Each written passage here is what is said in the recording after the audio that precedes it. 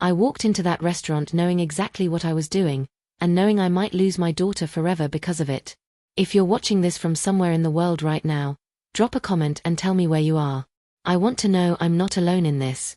And if you've ever had to test the people you love most, if you've ever wondered whether they loved you or just what you could give them, then you need to hear what happened to me. Please, hit subscribe if you haven't already. I share stories like this one, raw, real, painful, because I believe we heal when we stop pretending everything is fine. Check the description box below for more stories that might break your heart open, just like this one did to mine.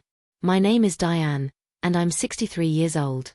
I raised my daughter, Emily, alone after her father walked out on us when she was 4. I worked 2 jobs most of her childhood, cleaning offices at night, waitressing during the day, so she could have dance lessons, summer camps, a college fund. I wanted her to have opportunities one never had. I wanted her to marry someone who saw her worth, not someone who saw dollar signs or status. I wanted her to be loved the way I never was. But somewhere along the way, I started to wonder if I'd failed her. Emily met Jackson Reed 3 years ago at a gallery opening in downtown Charleston. She was 28, confident, beautiful in that effortless way young women are when they don't yet know how cruel the world can be. Jackson was 31, from old Southern money, the kind of family that still used words like lineage and pedigree without a trace of irony. He worked in finance, wore tailored suits, and had that smooth, practiced charm that made everyone feel like they were the most important person in the room. Emily fell hard. And I watched, helpless, as she started changing herself to fit into his world. She stopped calling me as often. When she did, our conversations felt strained, like she was editing herself in real time. She started wearing clothes that looked expensive but uncomfortable, attending charity galas she used to mock, laughing at jokes I knew she didn't find funny. I saw it happening, the slow erasure of the girl I raised, but I didn't know how to stop it without pushing her away completely. And then, 6 months ago, they got engaged. Emily brought Jackson to my small apartment in North Charleston to tell me the news. I lived modestly, always had. My furniture was secondhand, my kitchen appliances older than Emily. I drove a 15-year-old Honda Civic with a dent in the passenger door I'd never bothered to fix. I wore clothes from thrift stores and cut my own hair to save money. To anyone looking from the outside, I was exactly what I appeared to be. A woman who'd struggled her whole life and never quite made it out of poverty. But that wasn't the whole truth. What Emily didn't know, what no one knew, was that I had $30,000 hidden away in a savings account she'd never seen statements for. $30,000 I'd saved over 20 years through sheer, stubborn discipline. Every tax refund. Every birthday check from my late mother. Every tip I didn't spend. Every single dollar I could squeeze out of my budget went into that account. It was my safety net. My secret. My proof to myself that I wasn't as helpless as I looked. I never told Emily about it because I wanted to see who she'd become without it. I wanted to know if she'd still love me when she thought I had nothing to offer her but love itself. I wanted to know if I'd raised a daughter who measured people by their bank accounts or by their hearts. And after she met Jackson, I started to wonder if I'd gotten my answer. The engagement dinner at my apartment was awkward. Jackson looked around my cramped living room with barely concealed discomfort, perching on the edge of my worn couch like he was afraid it might stain his pants. Emily kept apologizing for things, the chipped plates, the instant coffee, the fact that my air conditioning unit rattled. She was apologizing for me, and it cut deeper than any insult Jackson could have thrown. But I smiled. I hugged them both. I told them I was happy for them. And I started planning. 2 weeks after the engagement, Emily called me. Her voice had that bright, brittle quality it got when she was nervous. "Mom, Jackson's parents want to meet you," she said. "They're hosting a dinner. Next Saturday. At the Palmetto Room." The Palmetto Room. One of the most expensive restaurants in Charleston, the kind of place where they don't list prices on the menu because if you have to ask, you can't afford it. "That sounds lovely," I said, keeping my voice soft and uncertain, the way Emily expected me to sound. "Jackson's mom, Patricia, she's particular," Emily continued, talking fast. "She has strong opinions about things. About family. About presentation." "Are you asking me to dress nicely?" I asked gently. "No. I mean, yes, but, Mom, I'm just saying she's going to judge. She judges everyone.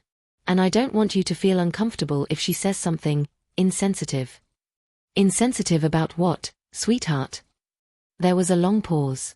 When Emily spoke again, her voice was smaller. About money. About your situation. My situation. As if poverty were a condition I'd contracted, something shameful I should apologize for. I'll be on my best behavior, I promised. Thank you, Emily breathed, relief flooding her voice. I love you, Mom. I love you too, baby. I hung up and stared at my reflection in the mirror above my kitchen sink. Grey hair pulled back in a simple bun. Deep lines around my eyes and mouth. Hands rough from decades of work. I looked exactly like what I was, a woman life had worn down. But inside, something else was stirring. Something sharp and calculating. I wanted to see how Jackson's family would treat me. I wanted to see how Emily would defend me, or if she would defend me at all. I wanted to know, once and for all, if my daughter had become the kind of person who measured human worth in dollar amounts. So I made a decision that would change everything. I would go to that dinner, and I would play the part they expected. I would be the poor, naive mother. The embarrassment. The charity case. I would wear my oldest dress, my cheapest shoes. I would be small and grateful and utterly beneath them. And I would watch what happened. If they treated me with kindness, with basic human decency, then I'd know Jackson came from good people. I'd know Emily was in safe hands. I'd tell her about the money afterward, and would laugh about my silly test, and everything would be fine. But if they treated me the way I suspected they might, with contempt, with condescension, with that particular cruelty the wealthy reserve for those they consider beneath them, then I'd know exactly who my daughter was marrying into. And I'd know whether Emily would stand up for me or stand by silently while they tore me apart. Either way, I'd have my answer. I spent the week preparing, both mentally and practically. I chose my outfit carefully, a floral dress I'd bought at Goodwill 5 years ago, slightly faded and a size too large. Worn beige flats with scuffed toes. My everyday purse, a fake leather bag with a broken zipper I'd been meaning to replace. No jewelry except my late mother's simple gold cross on a thin chain. I would look like exactly what they expected. A woman who'd never had anything and never would. But I also did something else. I made copies of my bank statements. All of them. 20 years of deposits, careful savings, proof of the money I'd hidden away. I put them in a manila envelope and tucked it in my purse, just in case. Just in case I needed to prove I wasn't what they thought I was. Saturday came too quickly. Emily picked me up at 5:30, driving the new BMW Jackson had bought her as an engagement present. She looked beautiful in a navy dress that probably cost more than my monthly rent, her hair professionally styled, her makeup perfect. She looked like a stranger. You look nice, Mom, she said, but her eyes flickered with something, disappointment? Embarrassment? As she took in my outfit. Thank you, sweetheart. So do you. We drove in silence. Emily's hands gripped the steering wheel too tightly, and twice she opened her mouth like she wanted to say something before closing it again. Finally, as we pulled into the restaurant parking lot, she turned to me. Mom, I need you to know something. Jackson's parents they're old-fashioned. They have certain expectations about how people should present themselves. If they say something that sounds rude, they don't mean it that way. It's just their culture. Their culture. As if cruelty were a regional tradition to be respected. I understand, I said softly. And Jackson's grandmother, Vivian, will be there too. She's 91 and very blunt. Just ignore her if she says anything inappropriate. Of course, honey. Emily exhaled shakily. Thank you. I know this isn't easy. But after tonight, it'll be done, and we can just move forward. Move forward. As if meeting my daughter's future in-laws were an obstacle to overcome rather than a moment that should have been joyful. We walked into the Palmetto room together, and I felt every eye in the restaurant turn toward us, or rather, toward me. I stood out like a weed in a rose garden. The other diners wore designer clothes, dripping with jewelry, their voices hushed and cultured. I looked like I'd wandered in from a church potluck. Perfect. The hostess led us to a private dining room in the back, and that's when I saw them, Jackson's family, arranged around a table like a portrait of American aristocracy. Patricia Reed sat at the head of the table, a thin woman in her early 60s with silver hair styled in an elegant bob. She wore a cream suit and pearls, and her face had that tight, preserved look of expensive cosmetic work. Beside her sat her husband, Richard, a broad-shouldered man with white hair and cold blue eyes, his posture military straight. Jackson stood when we entered, his smile bright and automatic. And in a wheelchair at the far end of the table sat the grandmother, Vivian, tiny, bird-like, with sharp dark eyes that missed nothing. But there was one more person present, and this was the detail that made my blood run cold. Sitting beside Patricia was another woman, younger, maybe 40, with auburn hair and a smug smile. She wore a black cocktail dress and held a wine glass like a weapon. "Emily, darling." Patricia rose, air-kissing my daughter on both cheeks. "And this must be your mother." She looked at me like I was something distasteful she'd found on the bottom of her shoe. "Diana," I said, extending my hand. "Diane," Emily corrected quietly, her face flushing. "Oh, of course. Diane. How lovely to meet you." Patricia's handshake was limp, brief, dismissive. "Please, sit. We've been so looking forward to this." The lie was so transparent it was almost funny. As we sat down, Emily beside Jackson, me isolated at the opposite end near Vivian, Patricia gestured to the woman in black. "Diane, this is my sister, Carolyn Whitmore. Carolyn's son, Trevor, is Jackson's best friend and business partner. We're all family here." Carolyn gave me a smile that didn't reach her eyes. "How charming. Emily's told us so much about you." I doubted that very much. Dinner began, and so did the performance, theirs and mine. The waiter appeared immediately, as if he'd been waiting just offstage for his cue.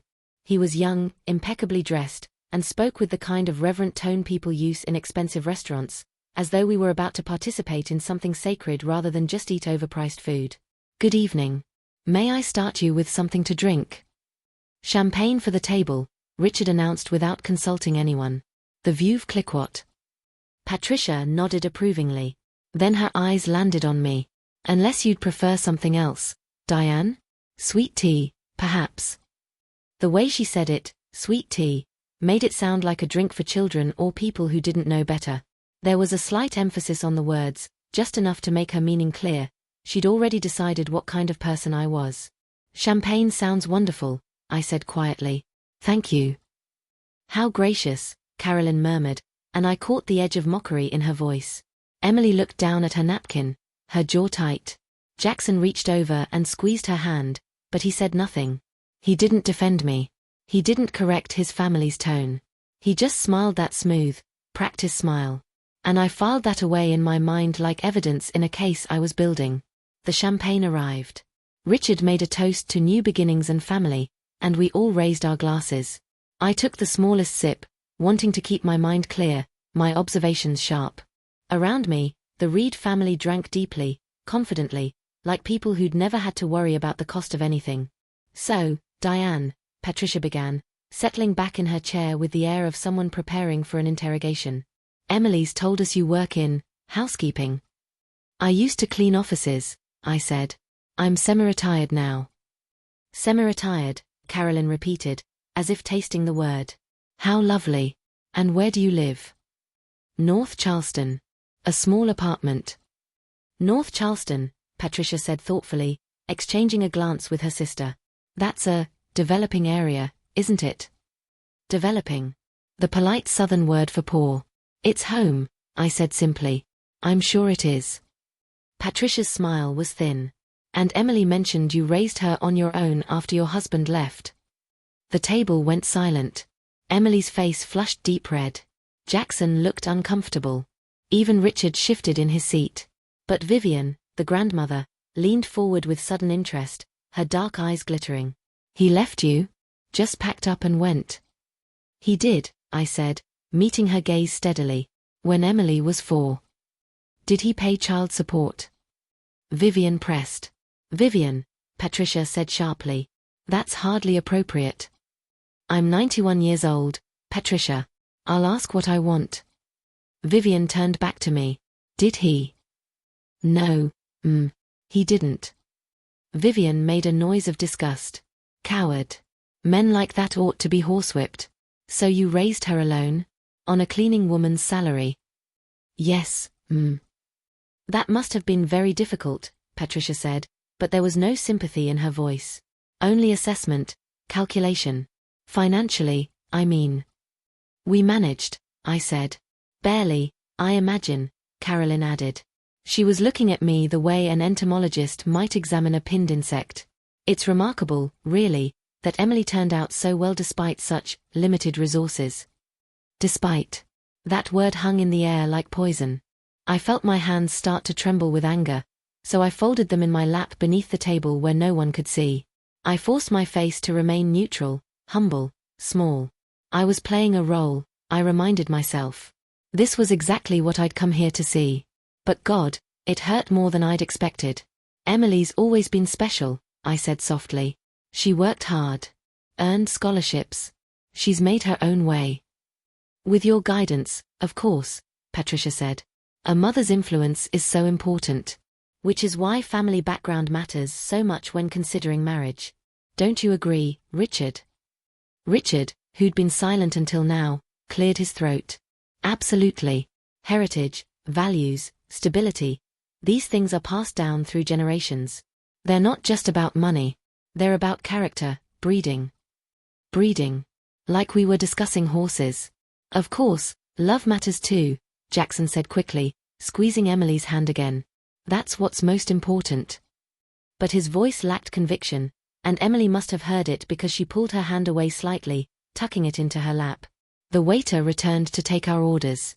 The menu had no prices, just as I'd expected. Patricia ordered for herself, some kind of fish with a French name I didn't recognize, and the others followed suit, rattling off complicated dishes without hesitation. When it was my turn, I looked at the menu helplessly. Everything was in French or Italian, with descriptions that meant nothing to me. Seared diver scallops with saffron reduction. Pan-roasted duck breast with cherry gastrique. Wagyu beef with truffle demi-glace. I'm not sure what to order, I admitted, looking up at the waiter with genuine confusion. What would you recommend?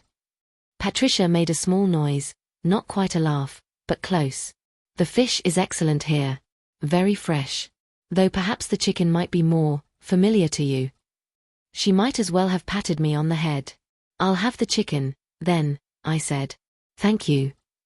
Good choice, the waiter said kindly, and I was grateful for his small moment of decency in that room full of cruelty. As he left, Carolyn leaned forward. So, Diane, what do you do for fun? Any hobbies? It was a trap. I could feel it. I like to read, I said. And I volunteer at my church sometimes. How quaint, Carolyn said. Patricia and I sit on the board of the Charleston Symphony. And Richard golfs at the country club, of course. Jackson and Trevor play tennis there most weekends. Do you play tennis, Diane? No, Squash? Sailing? No, She nodded, satisfied, as if she'd just confirmed something she'd already known. Well, not everyone has access to those sorts of activities. Nothing to be ashamed of. But the way she said it made it clear she thought there was plenty to be ashamed of. If you've ever sat at a table surrounded by people who looked at you like you weren't quite human, you know what I felt in that moment. If you've ever had to smile while someone picked you apart piece by piece, then you understand why I'm telling you this story. Please, if you're finding this story resonating with you, hit that subscribe button. And check the description box below. I have more stories like this, stories about people like us who've had to fight just to be seen as worthy. You're not alone. I promise you that. The food arrived. Mine was simple. A piece of grilled chicken with roasted vegetables. Theirs looked like art installations, all vertical presentations and delicate sauces. They ate with the casual confidence of people who'd been dining at places like this their entire lives. I ate carefully, trying not to draw attention to myself. But Vivian was watching me with those sharp bird eyes. You're left-handed, she observed. Yes, So was my husband. Dead now, 30 years. Stroke. She said it matter-of-factly, without emotion. Emily said you never remarried. No, Why not? Vivian. Patricia warned again. Oh, hush. I'm curious. You're not bad-looking, even now. You must have had opportunities. I set down my fork. I was too busy raising my daughter to think about dating. Dedicated. Or afraid. Vivian. But the old woman just shrugged. I'm just saying what everyone's thinking.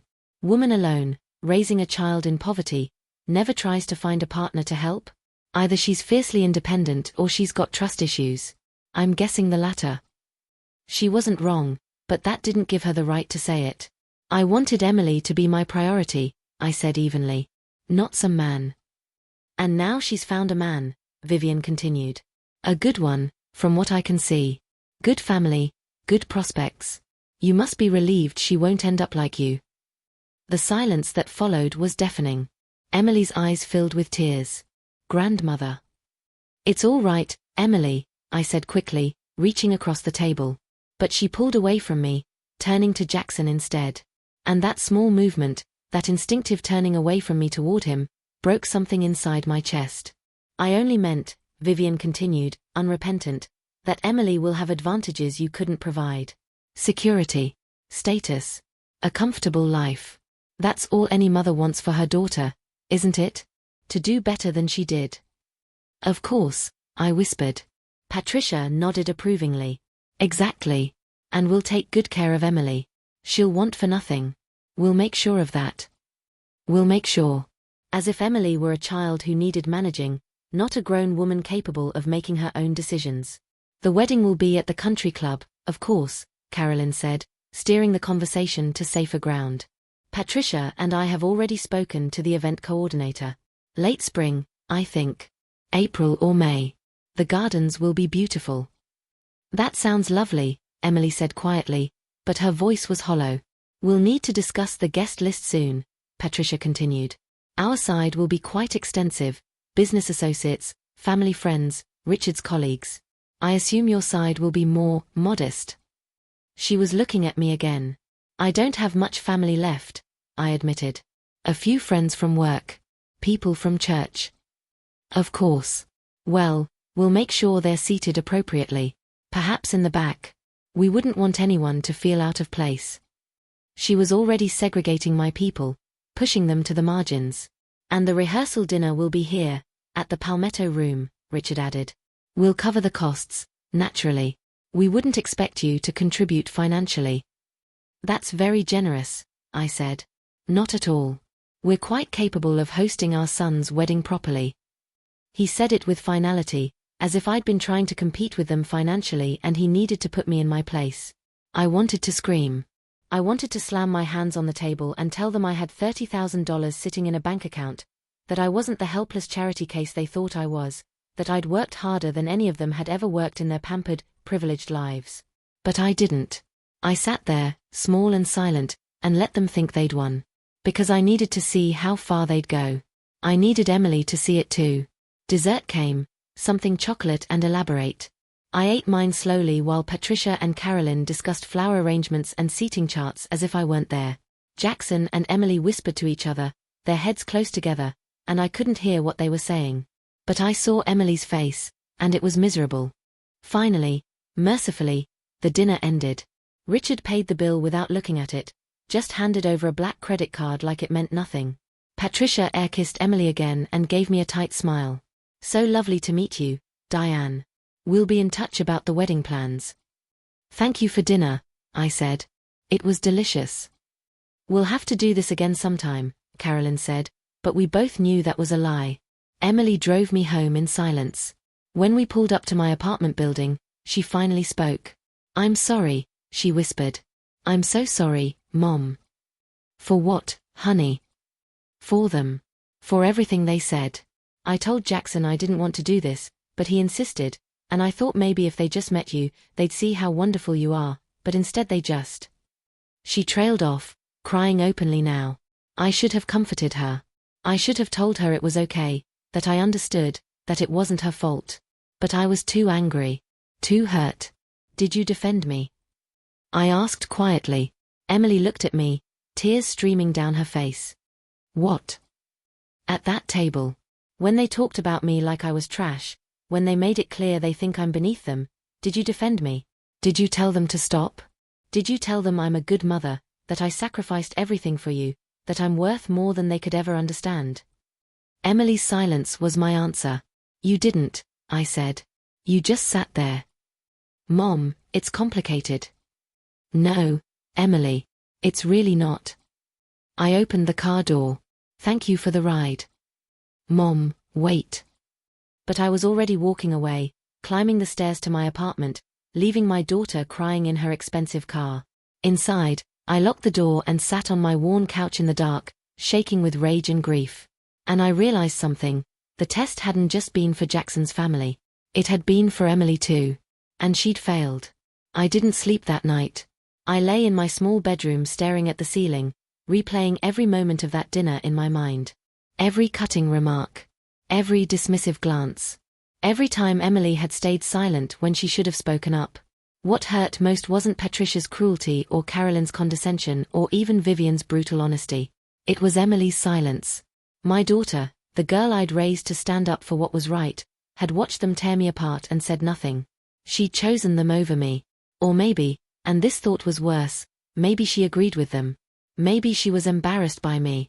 Maybe she looked at my threadbare clothes and my small apartment and my working-class life and felt ashamed. Maybe I'd failed her after all, just in a different way than I'd feared. Around 4 in the morning, I got up and made coffee.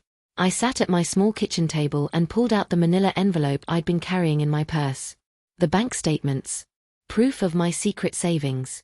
20 years of discipline and sacrifice documented in black and white. $30,273.58. It wasn't a fortune. It wouldn't impress the Reeds or change their opinion of me. But it was mine. I'd earned every penny of it through hard work and determination, and it proved I wasn't what they thought I was. But did I want to prove it? That was the question churning in my mind as the sun rose over North Charleston. If I told them about the money now, I'd look defensive, petty, like I needed their approval. Like their opinion of me mattered enough that I had to justify myself to them. And more importantly, would it even change anything? The Reeds didn't despise me because I was poor. They despised me because I wasn't one of them. Because I didn't have their connections, their breeding, their social status. $30,000 wouldn't make me an acceptable mother-in-law in their eyes. I'd still be the cleaning woman from North Charleston, just a cleaning woman with a modest savings account. No. If I was going to use this information, I had to be strategic about it. I had to wait for the right moment, the moment where it would have maximum impact. But for what purpose? That was what I couldn't quite figure out yet. Did I want revenge? Did I want to humiliate the Reeds the way they'd humiliated me? Did I want to prove them wrong? Or did I want something else entirely, something deeper and more complicated? I wanted my daughter back. That was it, I realized. That was the core of everything. I didn't care what the Reeds thought of me, but I cared desperately what Emily thought. I needed her to see what she was becoming, who she was marrying into, what she was sacrificing of herself to fit into their world. I needed her to wake up before it was too late. My phone buzzed. A text from Emily. Mom, can we talk? Please. I stared at the message for a long time. Then I typed back, not yet. I need some time. 3 dots appeared, disappeared, appeared again. Finally, I understand. I love you. I didn't respond. I wasn't sure what love meant anymore if it didn't include loyalty, if it didn't include standing up for the people who'd given you everything. I went about my day mechanically. I had a shift at the church food pantry, volunteer work I'd been doing for years, and I welcomed the distraction. The people there knew me, respected me. Mrs. Henderson, who ran the pantry, hugged me when I arrived. Diane. Thank goodness you're here. We got a huge donation from the grocery store and I need help sorting it all. I spent 3 hours organizing canned goods and fresh produce, chatting with the other volunteers, helping families who came through. These were my people, working people, struggling people, people who understood what it meant to count every dollar and stretch every meal. A young mother came in with 3 small children. She looked exhausted, defeated. Mrs. Henderson helped her fill boxes with food while I entertained the kids, making them laugh with silly faces. Thank you, the mother whispered as she left. You have no idea what this means. I do, I said gently. I've been exactly where you are. And I meant it. I remembered what it felt like to stand in line at food pantries when Emily was small, trying not to cry from shame and gratitude. I remembered deciding between paying the electric bill or buying groceries, between Emily's school supplies or my own medications. The Reeds would never understand that. They'd never stood in line for free food or lain awake at night trying to figure out which bill to pay late. They thought poverty was a moral failing rather than a circumstance. And my daughter was marrying into that world. When I got home that afternoon, there was a message on my answering machine. I still had a landline, another thing that marked me as poor and behind the times, I'm sure. Diane, this is Patricia Reed. I wanted to thank you again for joining us last night. It was so lovely to finally meet you. I also wanted to let you know that we've made some decisions about the wedding that I think will make things easier for everyone. Give me a call when you have a moment. The tone was pleasant, but something about it made my skin crawl. I deleted the message without calling her back. 2 days later, Emily showed up at my apartment unannounced. I opened the door to find her standing there in jeans and a sweatshirt, no makeup, her hair in a ponytail. She looked like my daughter again instead of the polished stranger she'd become. "Can I come in?" she asked. I stepped aside. We sat on my couch, the same couch she'd grown up on, the one with the faded floral pattern and the cushion that sagged on one side. Emily twisted her hands in her lap, not looking at me. "I've been thinking about the dinner," she said finally. "About what you asked me. And you were right. I should have defended you. I should have told Patricia to shut her mouth when she asked about Dad leaving. I should have told Carolyn that her questions were invasive. I should have told Grandmother that she was being cruel. But you didn't." "No." Emily's voice broke. "I didn't. I just sat there like a coward because I was afraid if I said anything, they'd what?" She looked up at me, and her eyes were devastated. "They'd reject me. They'd think I wasn't good enough for Jackson. And I love him, Mom. I really do. And I'm so afraid of losing him." My heart twisted. "Baby, if he loves you, you can't lose him. Not by standing up for what's right. You don't understand. His family is so important to him. Patricia basically runs his life. She controlled his schooling, his career, everything. If she decides she doesn't like me, she'll poison Jackson against me. I've seen her do it to other people." "Then maybe Jackson isn't the man you think he is," I said gently. Emily flinched like I'd slapped her. "Don't say that. He's a good person. He's caught between me and his family, and it's hard for him." "Emily, I need you to hear this. You're about to marry into a family that thinks you're trash. They think I'm trash.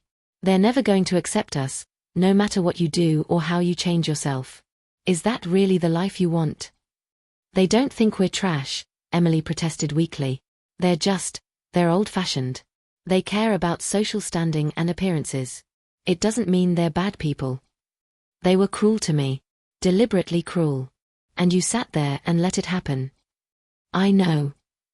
Emily burst out. "I know, and I hate myself for it. But what do you want me to do, Mom? Call off the wedding?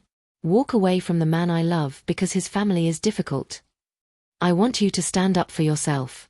And for me. I want you to be the person I raised you to be." Emily stood up abruptly. "I didn't come here for a lecture. I came to apologize. I'm sorry I didn't defend you. I'm sorry they were rude. But I can't change who they are, and I can't change the situation. I'm marrying Jackson in 6 months whether you approve or not." "I never said I didn't approve." "Yes, you did. You just said it. You implied he's not good enough for me, that his family is horrible, that I'm making a mistake. Well, I'm not. I'm making a choice. And I need you to support me. Even if that choice means losing yourself." Emily's face hardened. "I'm not losing myself. I'm growing up. I'm joining a family that can give me opportunities you never could. And I'm sorry if that hurts your feelings, but it's the truth." There it was. The ugly truth underneath everything else. She thought I hadn't been enough. She thought the life I'd given her had been lacking. "Insufficient opportunities one never could," I repeated slowly. "Like what, Emily? Designer clothes? Country club memberships? The chance to sit at tables like that one and look down on people who remind you where you came from? That's not fair." "You want to know what's not fair?" I stood up too, facing my daughter. "I worked 2 jobs for 15 years so you could have dance lessons. I wore the same coat for a decade so you could go to summer camp. I ate rice and beans for dinner so you could have fresh fruit in your lunch. I did everything, to give you a good life. And now you're standing in my living room telling me it wasn't enough." Emily's face crumpled. "I didn't mean it like that." "Then how did you mean it?" I just meant, Mom, you've struggled your whole life. You've worked so hard and you still have nothing to show for it. You still live in this tiny apartment. You still drive that old car. You still shop at thrift stores. And I don't want that life. I don't want to struggle the way you did. Is that so wrong? Every word was a knife. But underneath the pain, something else was stirring. A cold, calculated anger. No, I said quietly. It's not wrong to want security. But it's wrong to buy it at the cost of your integrity. It's wrong to betray the people who love you to impress people who will never truly accept you. I'm not betraying you. You already did. At that table. When you chose silence over defending me. Emily wiped her eyes. I don't know what you want from me. I want you to remember who you are. I want you to remember that your worth isn't determined by what Jackson's family thinks of you. I want you to be brave enough to demand respect, for yourself and for me. And if I can't do that, if I need more time to figure out how to handle them, then you're not ready to get married. Emily stared at me for a long moment. Then she grabbed her purse. I need to go. Emily. No. I came here to apologize and try to fix things, but you just want to make me feel worse than I already do. I can't do this right now. She left, the door clicking shut behind her with terrible finality. I sank back onto the couch, shaking. That hadn't gone the way I'd hoped. I'd pushed too hard, said too much. But God, I was so angry. Angry at the Reeds for their cruelty. Angry at Emily for her weakness. Angry at myself for not knowing how to bridge the gap that was growing between us. And then my phone rang. Patricia Reed. I almost didn't answer. But curiosity, and that calculating anger, made me pick up. Hello. Diane. Hello. I'm so glad I caught you. I left you a message a few days ago, but I hadn't heard back, and I wanted to make sure we connected. Her voice was syrupy sweet, false as saccharine. I've been busy, I said. Of course, of course. Well, I wanted to discuss the wedding plans with you. I know this must all be very overwhelming. Planning a society wedding is quite complex, so Richard and I have decided to take care of all the arrangements. We don't want you to worry about a thing. That's very kind. We've also been thinking about the guest list. I know you mentioned you don't have much family, and that your friends are mostly from your work and church background. We want to make sure everyone feels comfortable. So we thought perhaps we could host a small, separate celebration for your guests. Maybe a casual brunch at a local restaurant? Something more appropriate to their expectations. My hand tightened on the phone. You want to segregate my guests from yours? Oh, no, not at all. I would never. Patricia's voice took on a wounded tone. I'm simply trying to be considerate. The country club can be intimidating for people who aren't used to that sort of environment. I don't want your friends to feel out of place or uncomfortable. I see. And there's one other thing. The rehearsal dinner. We'll be hosting it here at the Palmetto Room, as Richard mentioned. It will be quite formal, black tie. I was thinking, given your financial situation, perhaps you might be more comfortable skipping it. We wouldn't want you to feel pressured to purchase an expensive gown or anything like that. She was uninviting me from my own daughter's rehearsal dinner. If you've ever felt the ground disappear beneath your feet, if you've ever realized that someone was trying to erase you from your own child's life, then you know what I felt in that moment. Please, if this story is resonating with you, hit subscribe. Share this with someone who needs to hear it. And check the description box below for more stories about fighting back against people who underestimate us. Patricia, I said carefully, are you asking me not to attend my daughter's rehearsal dinner? Oh, goodness, no. I'm just saying if you feel it would be too much.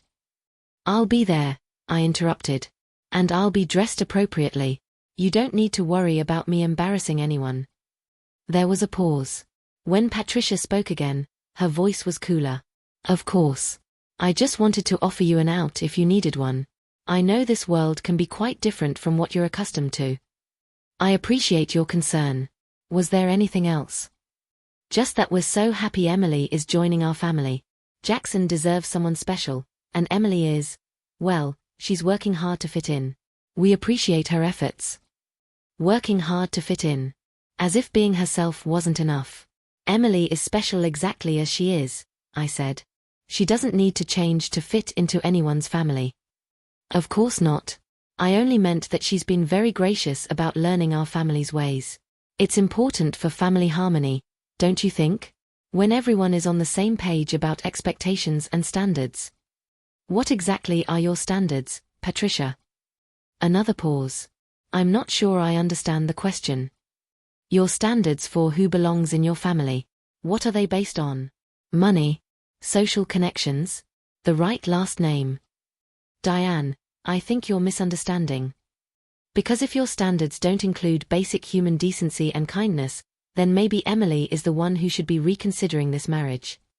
The silence on the other end was arctic. I called to be helpful, Patricia said finally, her voice tight. To make this process easier for everyone. But if you're going to be difficult. I'm not being difficult. I'm being honest. You've made it very clear that you think I'm beneath you and your family. You've been nothing but condescending and dismissive since the moment we met. And now you're trying to push me out of my own daughter's wedding events. So let me be clear. I will be at every single event.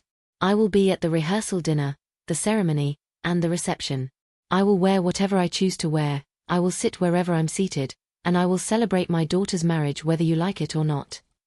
Well, Patricia said coldly, I can see where Emily gets her stubbornness. I'll be in touch about the details. She hung up without saying goodbye. I sat there holding the phone, my heart pounding.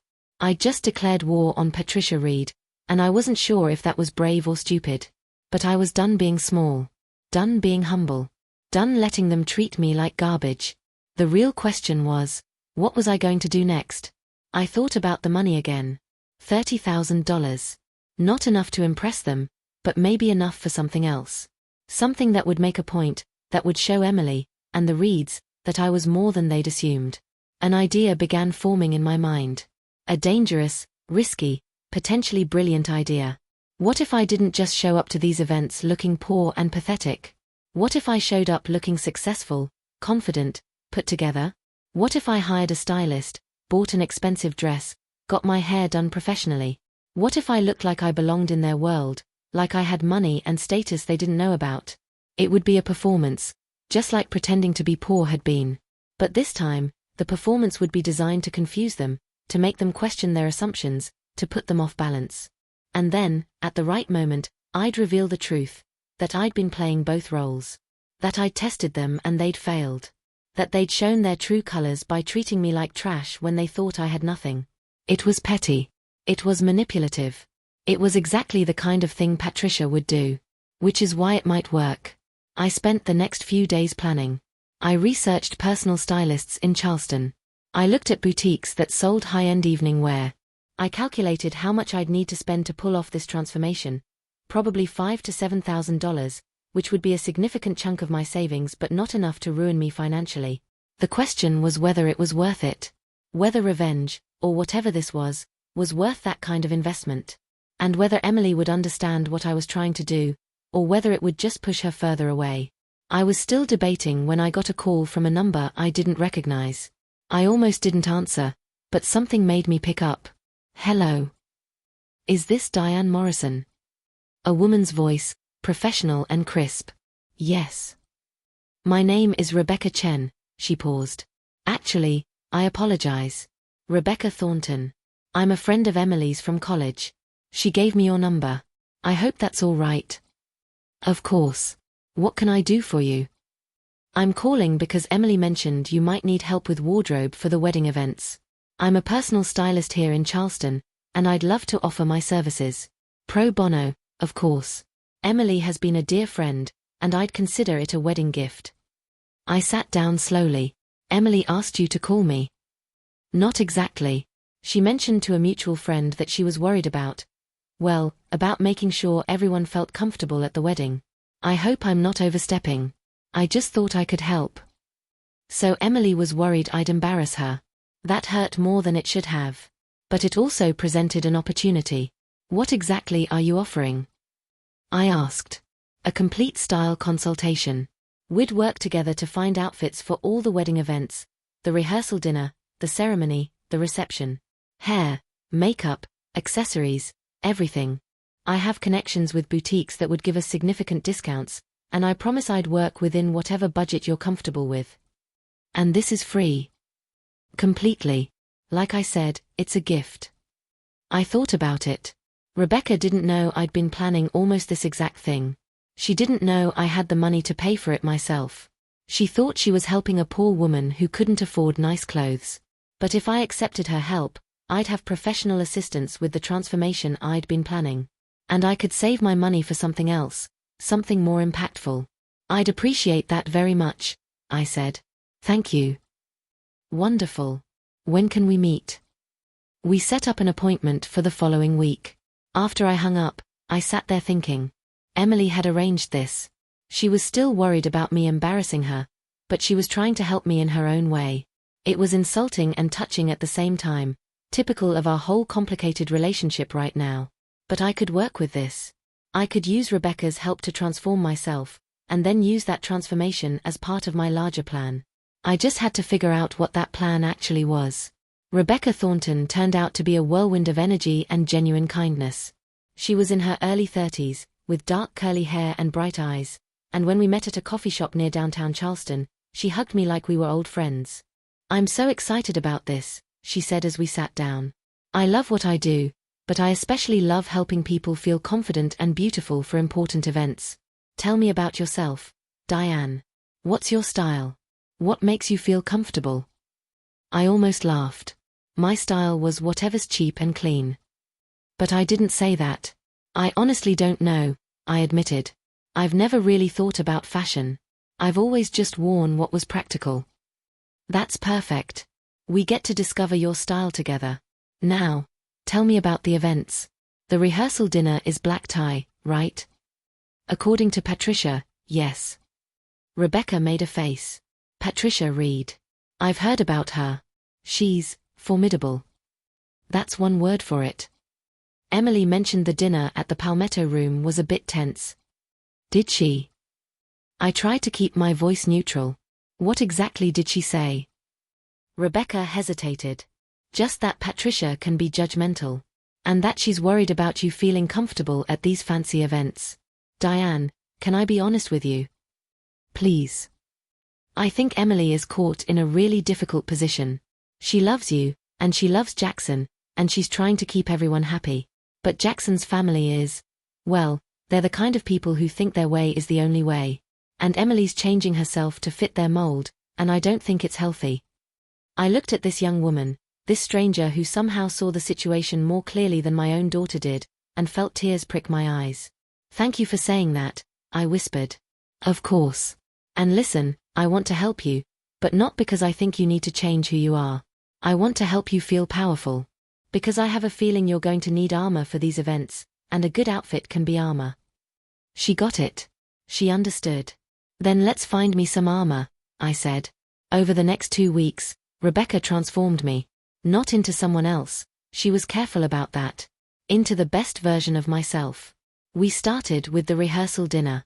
Rebecca took me to a boutique in the historic district, a place I'd walked past 100 times but never dreamed of entering. The owner, a stylish woman named Margaret, greeted Rebecca like family. "This is Diane," Rebecca said. "We need to make her look stunning for a black tie event.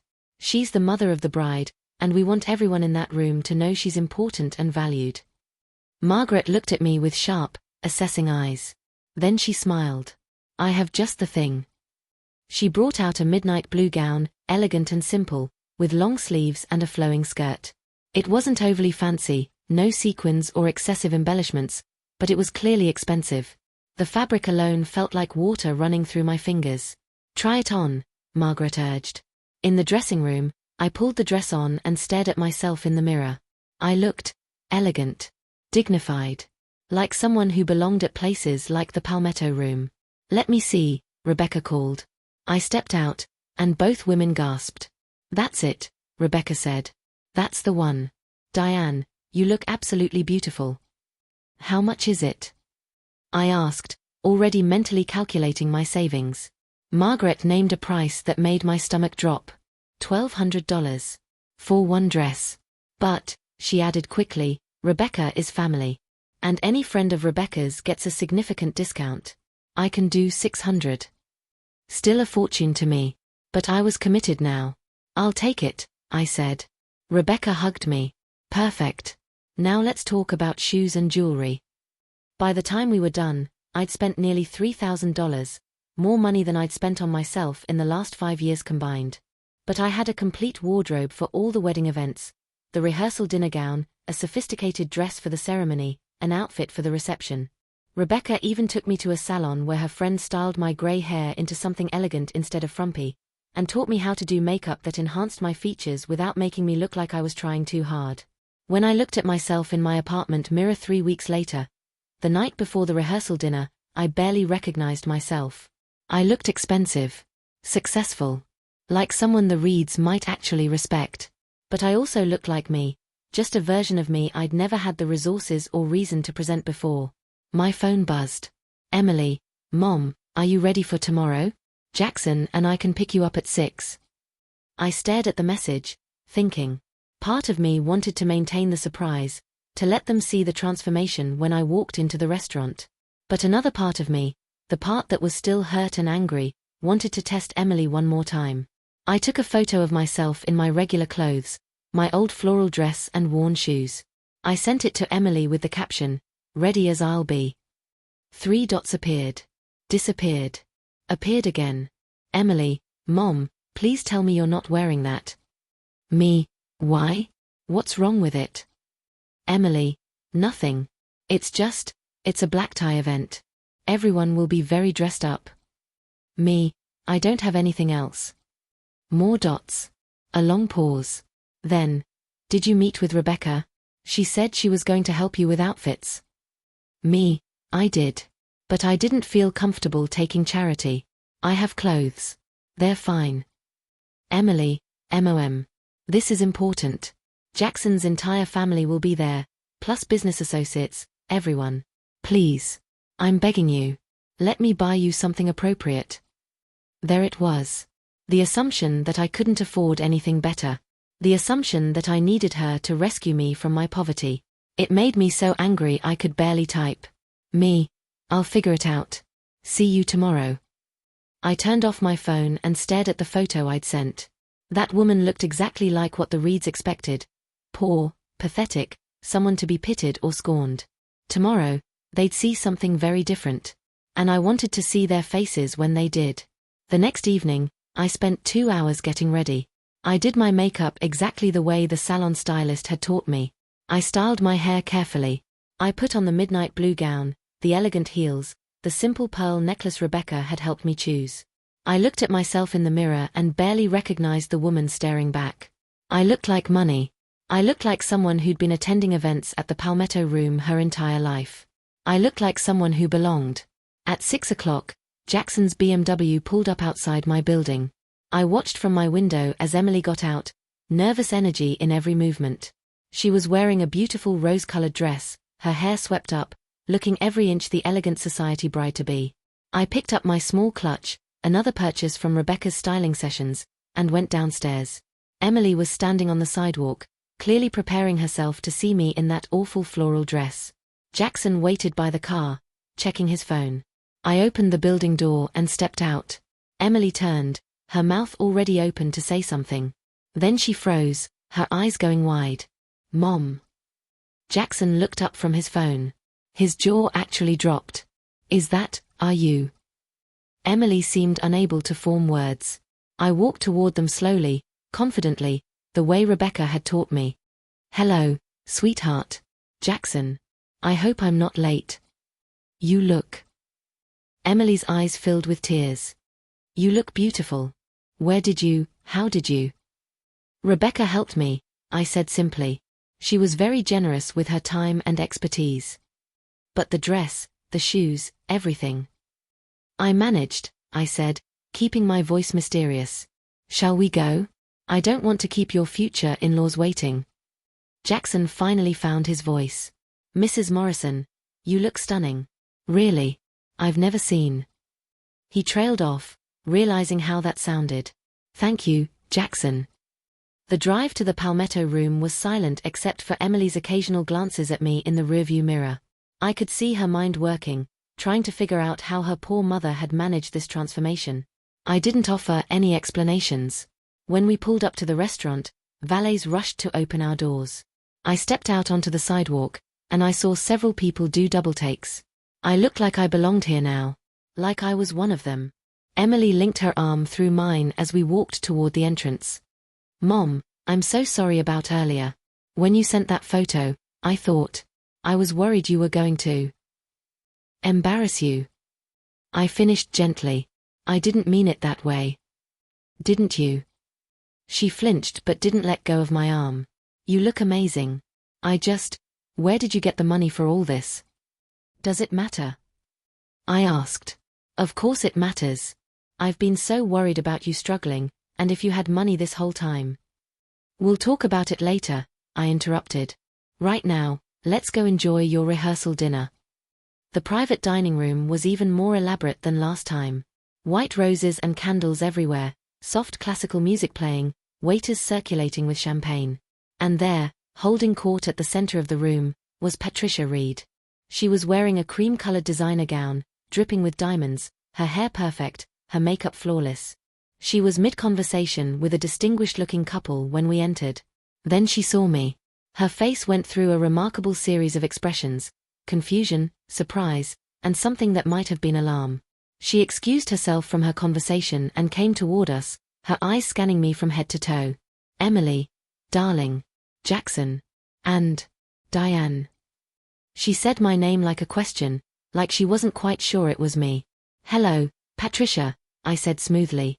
Thank you so much for hosting this lovely event. Of course.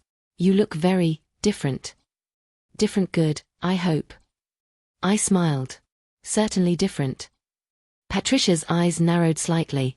That's a beautiful gown. Is it vintage? She was trying to figure out if I'd borrowed it, bought it secondhand, found it at a consignment shop. It's new, actually, I said. A gift from a friend who has excellent taste. Not technically a lie. Rebecca had found it and negotiated the price, even if I'd paid for it myself.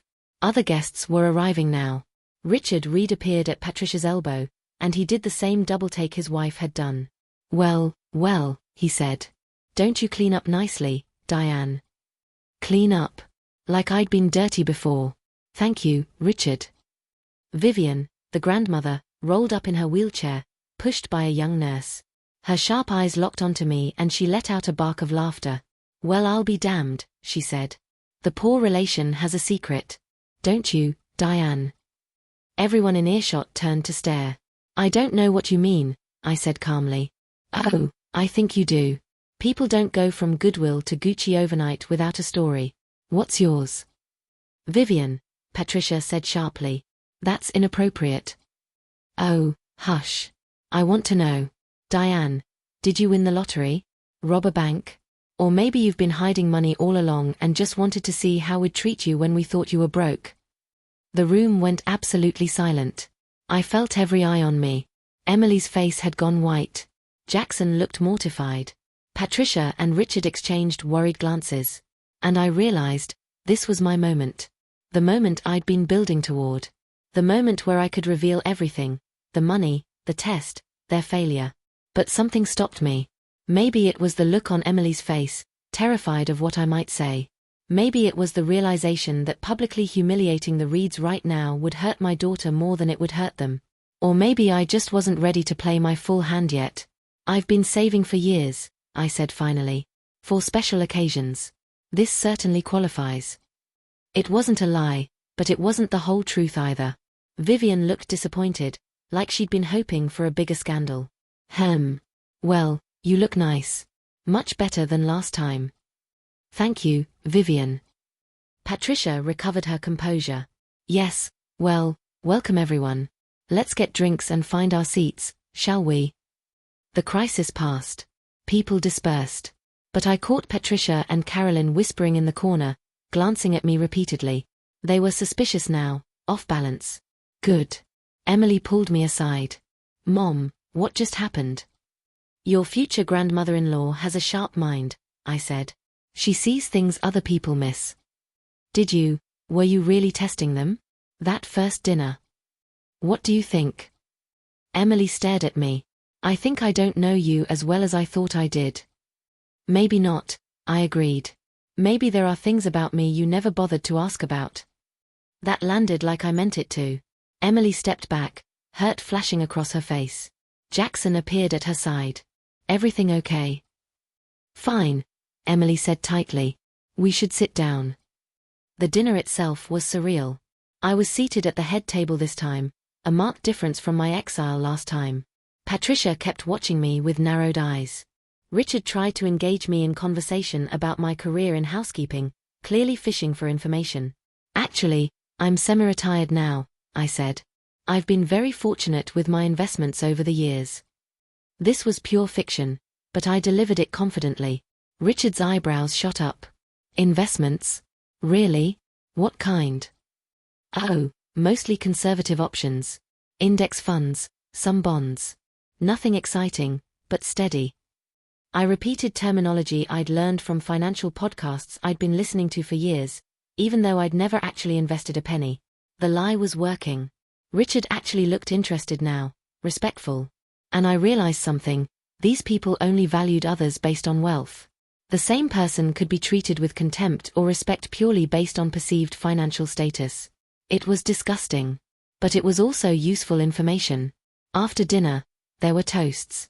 Jackson stood and spoke beautifully about Emily, about love, about building a life together. Emily cried happy tears. Then Richard stood and gave a toast about family legacy and tradition that felt more like a warning than a celebration. Then Patricia stood, glass raised. I want to welcome Emily into our family. She's a remarkable young woman who we're so pleased Jackson has chosen. And I want to welcome Emily's mother, Diane, as well. Family is about embracing differences, about bringing together different backgrounds and perspectives, even when those differences are significant. She smiled, but there was steel underneath it. I stood, surprising everyone. May I say something? Patricia looked like she wanted to say no, but couldn't refuse without being obviously rude. Of course. I raised my glass. To Emily and Jackson. May you always remember that love is what matters most. Not money, not status, not social connections. Just love. And may you have the courage to protect that love against anyone who tries to diminish it or tell you it's not enough. I looked directly at Patricia as I said it. There was a moment of frozen silence. Then people started clapping, hesitantly at first, then more enthusiastically. Emily was crying again, but I couldn't tell if it was from happiness or something else. I sat down, and Emily reached over and squeezed my hand. Thank you, she whispered. And for the first time in weeks, I felt like maybe I was reaching her. Maybe she was starting to see what I'd been trying to show her all along.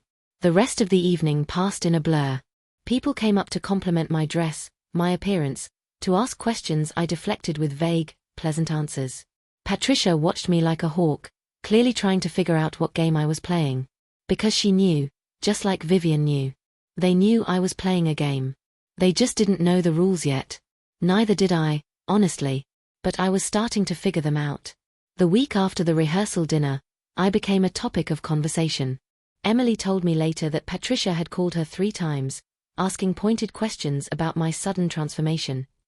Where had I gotten the money? Had I been hiding assets? Was there a secret wealthy relative who died and left me an inheritance? Patricia wasn't just curious, she was worried. Because if I had money, even a modest amount, it changed the power dynamic. It meant I wasn't the helpless poor relation who could be dismissed and controlled. It meant I had resources, options, independence. It meant I was a threat. Emily was caught in the middle, and I could see the stress eating away at her. She'd lost weight, developed dark circles under her eyes. She came to my apartment 5 days before the wedding, looking exhausted. Mom, I need to know the truth, she said without preamble. Do you have money? Have you been hiding it from me? I looked at my daughter, this woman I'd raised, sacrificed everything for, and made a decision. Yes, I said simply. I have some savings. Emily's face went through a rapid series of emotions: shock, confusion, hurt, anger. How much? Does it matter? Of course it matters. I've spent years worrying about you, feeling guilty that I couldn't help you more, watching you struggle and feeling helpless. And you had money all along. I never said I didn't have any savings, Emily. You just assumed. Don't. Her voice was sharp. Don't try to make this my fault. You let me believe you were barely getting by. You let me feel sorry for you. Why? This was the moment of truth. I could tell her everything, about the test, about wanting to see who she'd become, about needing to know if she'd stand by me when she thought I had nothing to offer. But looking at her face, exhausted and fragile and days away from her wedding, I couldn't do it. Not yet. Not like this. I saved the money for emergencies, I said carefully. It's not a fortune, Emily. It's a safety net. After your father left us with nothing, I promised myself I'd never be that vulnerable again. So I saved every penny I could. How much? She asked again. A little over $30,000. Emily sat down heavily on my couch. 30,000. That's not nothing, Mom. That's substantial savings. Do you know what we could have done with that money? You could have moved to a better apartment, gotten a reliable car, had a comfortable retirement. Or I could have spent it all and had nothing, I interrupted. Emily, I needed to know that money was there. It gave me security, peace of mind. Can you understand that? What I understand, Emily said slowly, is that you don't trust anyone. Not even me. You kept this secret for years, let me worry about you, let me feel guilty. I never asked you to feel guilty. You didn't have to. You're my mother, and I love you, and I hated seeing you struggle. Except you weren't really struggling, were you? Not the way I thought. I worked 2 jobs for 15 years, Emily. I ate rice and beans so you could have fresh fruit. That wasn't fake. That wasn't a performance. But the rest of it was, wasn't it? Emily's voice rose. Showing up at that first dinner looking like you'd given up on yourself. Letting Patricia and Carolyn and grandmother treat you like garbage, then showing up at the rehearsal dinner looking like $1 million. It was all some kind of test, wasn't it? Some kind of game to see how they treat you. So she'd figured it out. Yes, I admitted. It was. Oh my God. Emily stood up, pacing. Do you have any idea what you've done? Patricia is convinced you're running some kind of con. She thinks you're after Jackson's money, that you've been manipulating this whole situation. She's been digging into your background, talking to her lawyers. Her lawyers. She wanted to make sure you weren't a threat. She's terrified you're going to try to extort money from the family or something equally insane. And I've been defending you, telling her you're just a simple woman who happened to have some savings, but now I don't even know what to tell her because I don't know what's true. Everything I told you is true, I said firmly. I saved money over 20 years. I showed up at that first dinner dressed simply because I wanted to see how Jackson's family would treat someone they perceived as poor. And they treated me terribly, Emily. They were cruel and dismissive and condescending. So yes, I decided to show up at the rehearsal dinner looking different to make a point. What point? That you could manipulate people? That you're smarter than them? That how they treat people shouldn't depend on how much money those people have? My voice rose to match hers. That basic human decency should be given to everyone, not just people they consider their social equals. That's the point, Emily. They failed a fundamental test of character, and you need to see that before you permanently join their family. Emily's face was flushed, her eyes bright with tears. So this was all about making me see what terrible people Jackson's family is? That's what this has been about. Not about celebrating my wedding or supporting me, but about proving some point. It's about making sure you're not marrying into a family that will make you miserable. It's about making sure you don't lose yourself trying to please people who will never truly accept you, or me. They're not perfect, Mom. I know that. But no family is perfect, including ours.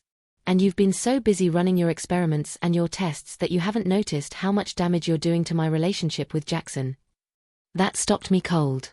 What do you mean?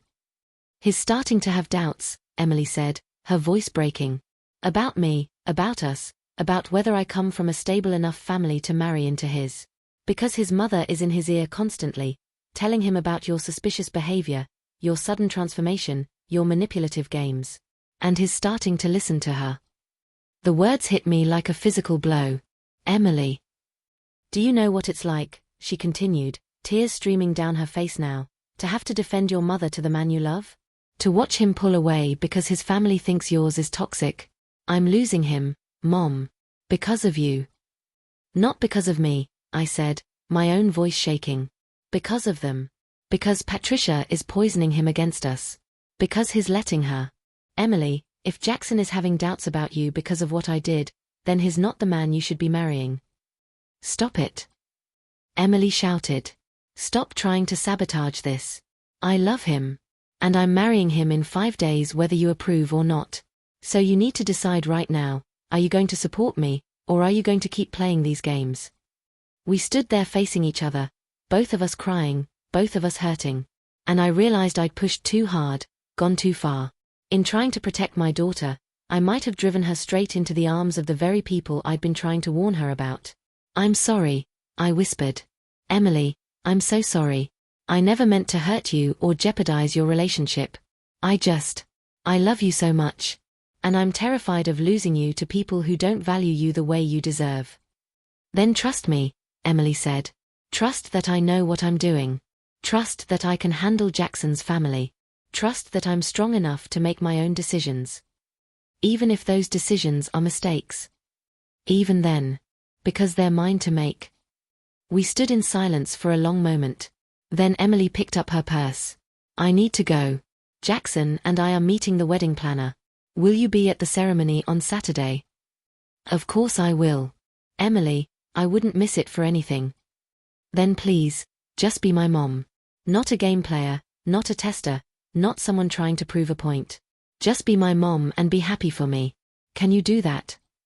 I wanted to say yes.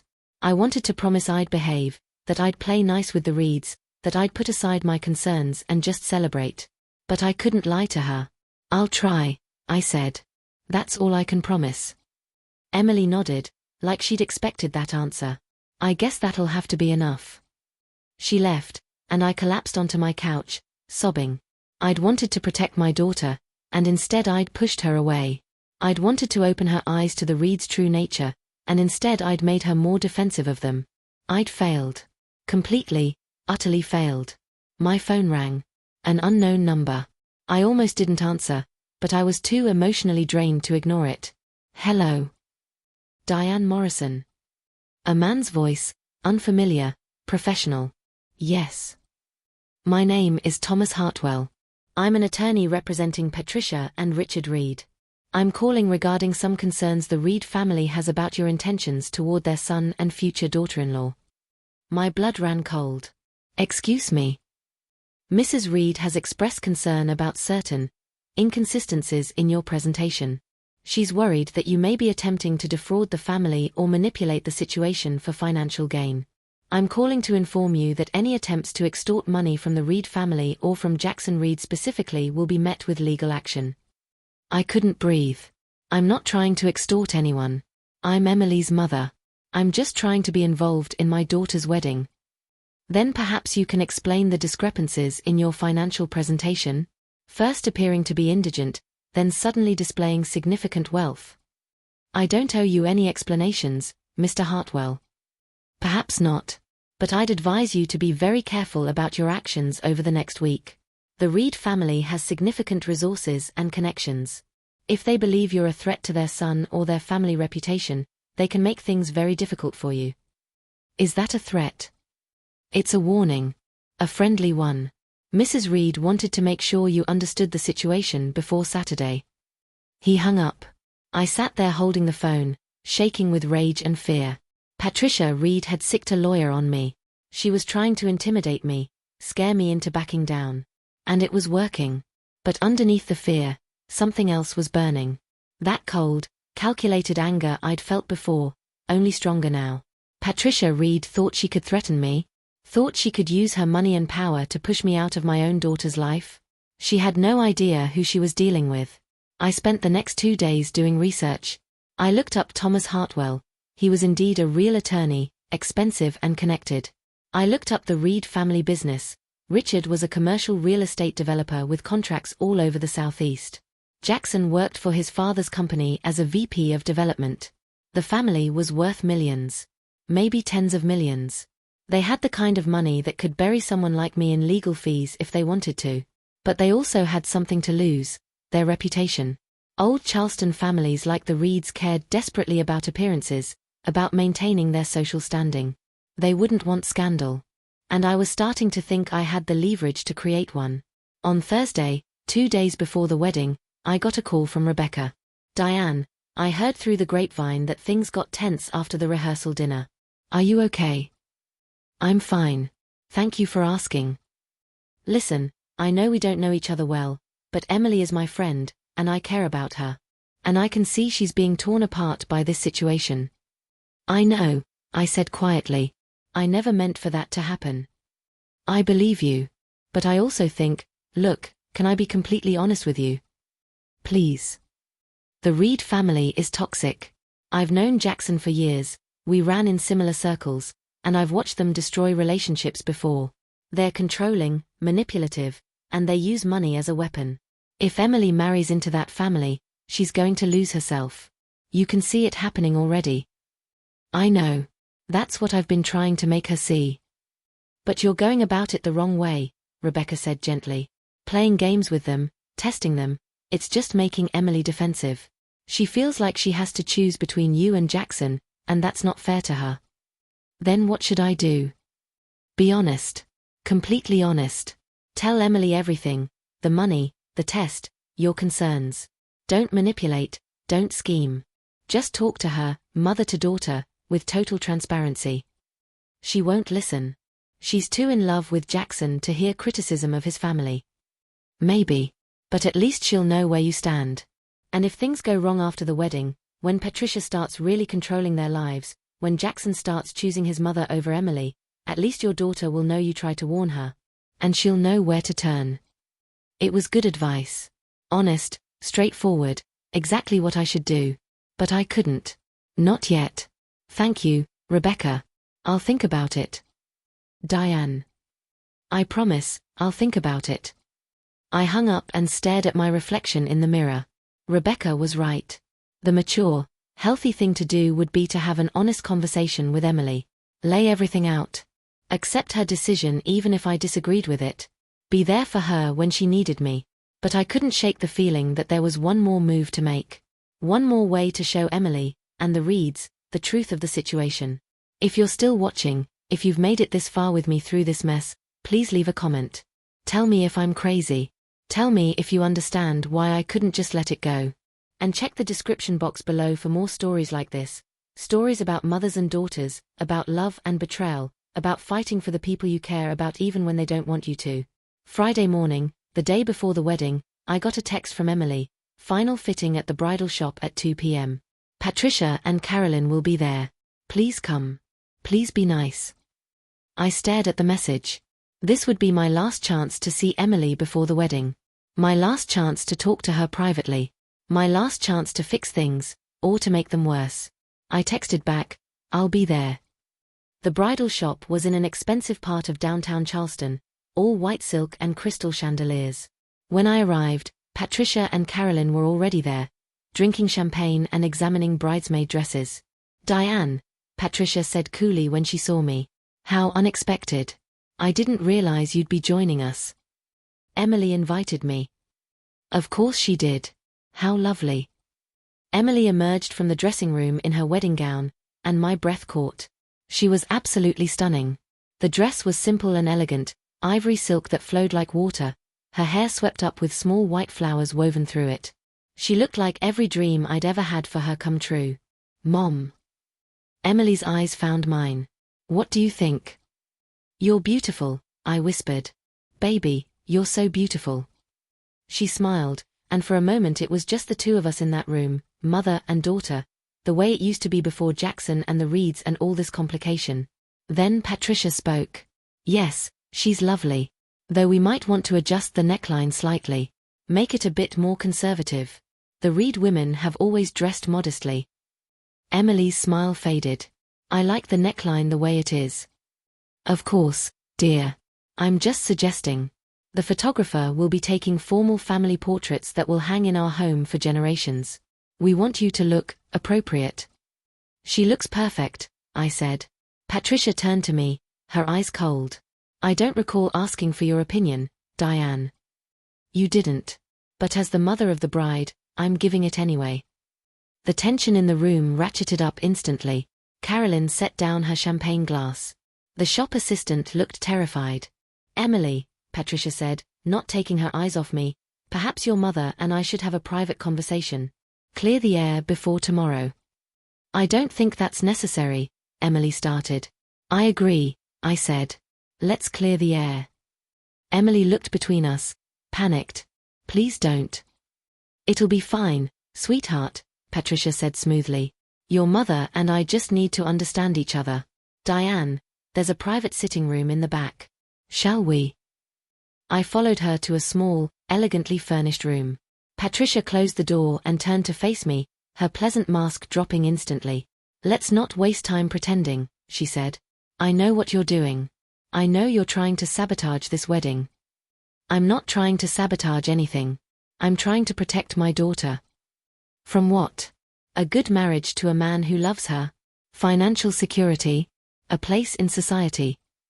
"From you," I said bluntly. "From a controlling family that will never accept her as she is.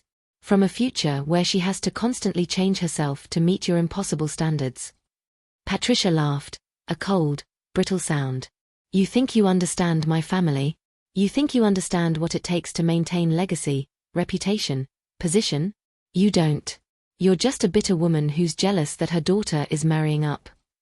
"Marrying up," I repeated. "As if Jackson is some kind of prize Emily is lucky to win." "He is. My son is educated, successful, from an excellent family. Emily, for all her charms, brings nothing to this marriage. No connections, no money, no social standing. She's lucky Jackson loves her despite her disadvantages." "Her disadvantages? You mean me?" "If the shoe fits." Patricia smiled. "But here's what you don't understand, Diane. This marriage is happening whether you like it or not. And after tomorrow, you'll have a choice. You can be a pleasant, cooperative presence in your daughter's life, quiet, unobtrusive, knowing your place. Or you can continue to cause problems, in which case I'll make sure Jackson limits Emily's contact with you. I'll make sure she understands that maintaining a relationship with you means risking her marriage." "You'd turn my daughter against me." "I wouldn't have to. Emily already knows which side her bread is buttered on. She knows that her future is with Jackson and our family, not with you and your modest circumstances. She'll choose us. She already is." The words were designed to hurt, and they did. But underneath the pain, I felt something else clicking into place. Patricia had just revealed her strategy. She was going to isolate Emily, control her, turn her against me. Unless I stopped her. "What if," I said carefully, "I told Emily everything? The money I've been hiding, the test I set up, your threat through your lawyer? What if I laid it all out for her and let her decide who's really trying to control her?" Patricia's eyes narrowed. "You could do that. But it would devastate her the day before her wedding. It would poison what should be the happiest day of her life. Is that really what you want? To hurt your own daughter just to prove a point?" "She had me. She knew she had me." "That's what I thought," Patricia said smugly. "So here's what's going to happen. Tomorrow, you'll attend the wedding. You'll smile, you'll be gracious, you'll play the happy mother of the bride. You'll pose for photos and make a nice little speech at the reception about how thrilled you are to welcome Jackson into the family. And then you'll step back and let Emily build her life without your interference. And if I don't? Then I'll make sure Emily knows everything. About your secret money, your manipulative testing, your attempts to sabotage her happiness.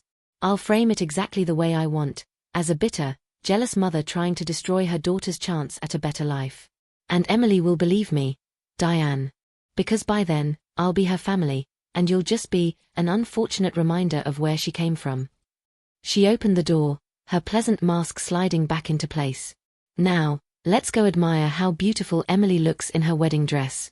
After all, that's what mothers are supposed to do." I stood there for a moment after she left, my hands shaking. Patricia Reed had just checkmated me. Every move I made, she had a counter. If I exposed her, I'd hurt Emily. If I stayed quiet, she'd slowly push me out of Emily's life. I'd been so focused on winning this game that I hadn't realized until now. Patricia was a professional, and I was an amateur. And she'd just shown me exactly how outmatched I was. I didn't sleep Friday night. I lay in my bed staring at the ceiling, running through scenarios in my mind. Every option ended the same way. Either I hurt Emily, or I lost her. Patricia had been right about one thing. Telling Emily everything the day before her wedding would be cruel. It would transform what should be the happiest day of her life into a nightmare. She'd have to choose between believing me or believing the Reeds, between cancelling the wedding or going through with it while knowing her mother thought she was making a terrible mistake. I couldn't do that to her. But staying silent meant watching my daughter walk into a trap. Meant standing by while Patricia Reed began the process of isolating Emily, controlling her, reshaping her into the perfect Reed daughter-in-law. Around 3 in the morning, I finally accepted the truth. There was no good option. No clever plan that would fix everything. No perfect move that would save Emily and defeat the Reeds and restore our relationship. Sometimes you just had to choose the least bad option and live with the consequences. I decided I would go to the wedding. I would smile and be gracious and play the role Patricia expected. I would give Emily this day, untainted by my concerns and fears. But after the wedding, once Emily was back from her honeymoon and settled into married life, I would tell her everything. Calmly, honestly, with no manipulation or games. I'd tell her about the money, the test, Patricia's threats. I'd lay it all out and let Emily make her own choice about what kind of relationship she wanted with me and with Jackson's family. It wasn't a perfect plan. But it was honest, and it respected Emily's autonomy in a way my previous schemes hadn't. Saturday morning dawned bright and clear, one of those perfect Charleston spring days that seemed designed for weddings. I got dressed slowly, carefully. I'd chosen an elegant champagne-colored dress for the ceremony, sophisticated but not attention-grabbing. Rebecca had helped me accessorize it simply. I looked appropriate. Respectable. Like someone who belonged. Emily had arranged for a car service to take me to the church. As I slid into the back of the Blacktown car, I felt like I was heading to a funeral instead of a wedding. Maybe in a way, I was. The funeral of the relationship Emily and I used to have. The church was spectacular. White roses and gardenias everywhere, soft classical music playing, guests in their finest clothes filling the pews. The Reed family had spared no expense. I was seated in the front row, mother of the bride, right next to where Patricia and Richard would sit. The symbolism wasn't lost on me. 2 families, side by side, supposedly united by this marriage but actually worlds apart in every way that mattered. People I didn't know kept stopping by to introduce themselves. Business associates of Richard's. Country club friends of Patricia's. Distant Reed relatives who'd flown in from Atlanta and Richmond and Savannah. They all said polite things, asked polite questions, and I gave polite answers. No one from my side was there yet. My small group, a few friends from the church, 2 women I'd worked with years ago, my late mother's best friend Donna who was 90 and barely mobile, would arrive right before the ceremony started. I felt isolated, conspicuous, like a weed in a garden of roses. Then Vivian rolled up in her wheelchair, pushed by the same nurse from the rehearsal dinner. She looked me up and down with those sharp bird eyes. "You look like you're attending an execution," she observed. "It's a wedding, Vivian." "Same thing sometimes." She cackled. "You think this marriage is a mistake, don't you?" There was no point lying to her. "I think Emily is marrying into a complicated family." Diplomatic. "But you're not wrong. We're a nest of vipers, my family. Always have been. Patricia's the worst of us, cold as ice and twice as sharp." She leaned forward. "Want to know a secret?" "What?" "I don't think Jackson loves Emily." My heart stopped. "What?" "Oh, he thinks he does. And maybe he does in his way. But he loves Patricia's approval more. He's been trying to please his mother his whole life, and Emily is just his latest attempt. Patricia approved of her, pretty, accomplished, grateful for the opportunity. So Jackson convinced himself he was in love. "Why are you telling me this?" Vivian shrugged. "Because I'm 91 and I don't give a damn anymore. And because I see you trying to protect your daughter, and I respect that. Even if you're going about it all wrong." "Then what should I do?" "Nothing," Vivian said bluntly. "Let her make her own mistakes. Be there to pick up the pieces when it falls apart. Because it will fall apart, Diane. Maybe not today or next year, but eventually. Emily's too much herself to survive in this family long term. She'll either leave or she'll disappear into whatever Patricia wants her to be." "That's not comforting." It's not meant to be. It's just the truth. Vivian patted my hand with her papery, age-spotted one. But you already know that. That's why you're sitting here looking like you're at a wake. She wheeled away, leaving me shaken. Vivian had just confirmed everything I'd feared. Jackson didn't truly love Emily. Patricia would control their marriage. Emily would either lose herself or lose her marriage. And there was nothing I could do about it. My church friends arrived, looking uncomfortable in their Sunday best, clearly out of place among the designer gowns and tailored suits. Donna hugged me, and I held on maybe a little too long. "You okay, honey?" she whispered. "I don't know. Emily's a smart girl. She'll figure it out." But what if she didn't? What if she spent years in an unhappy marriage before she realized the truth? What if she had children by then, was financially dependent on Jackson, had been isolated from everyone who truly cared about her? The music changed. The ceremony was starting. The wedding party proceeded down the aisle, bridesmaids in soft pink dresses, groomsmen in classic tuxedos. Jackson took his place at the altar, looking handsome and nervous. His best man, Trevor, Carolyn's son, clapped him on the shoulder. Then the music swelled, and everyone stood.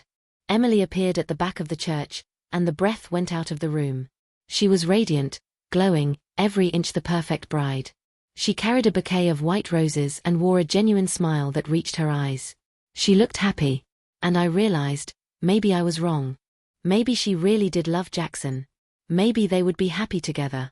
Maybe Patricia would back off once they were married and let them build their own life.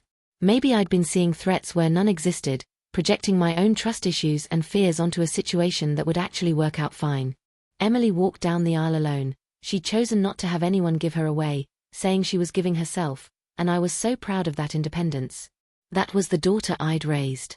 Strong, self-sufficient, making her own choices. She reached the altar. Jackson took her hand.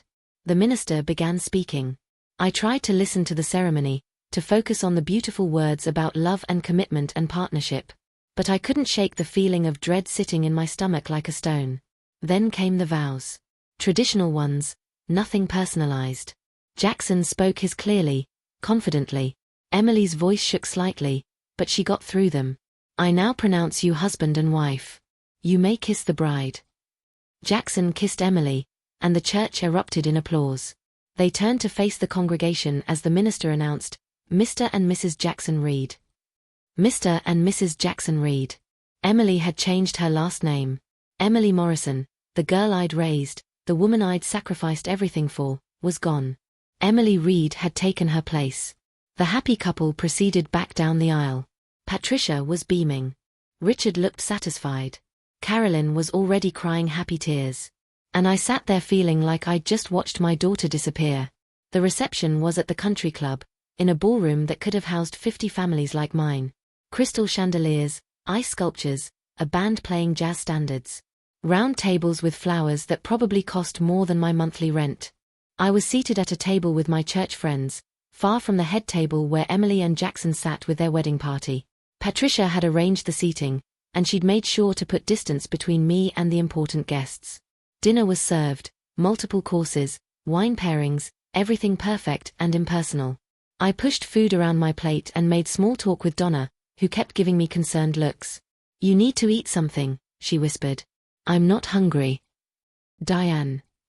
"I'm fine, Donna. Really." But I wasn't fine.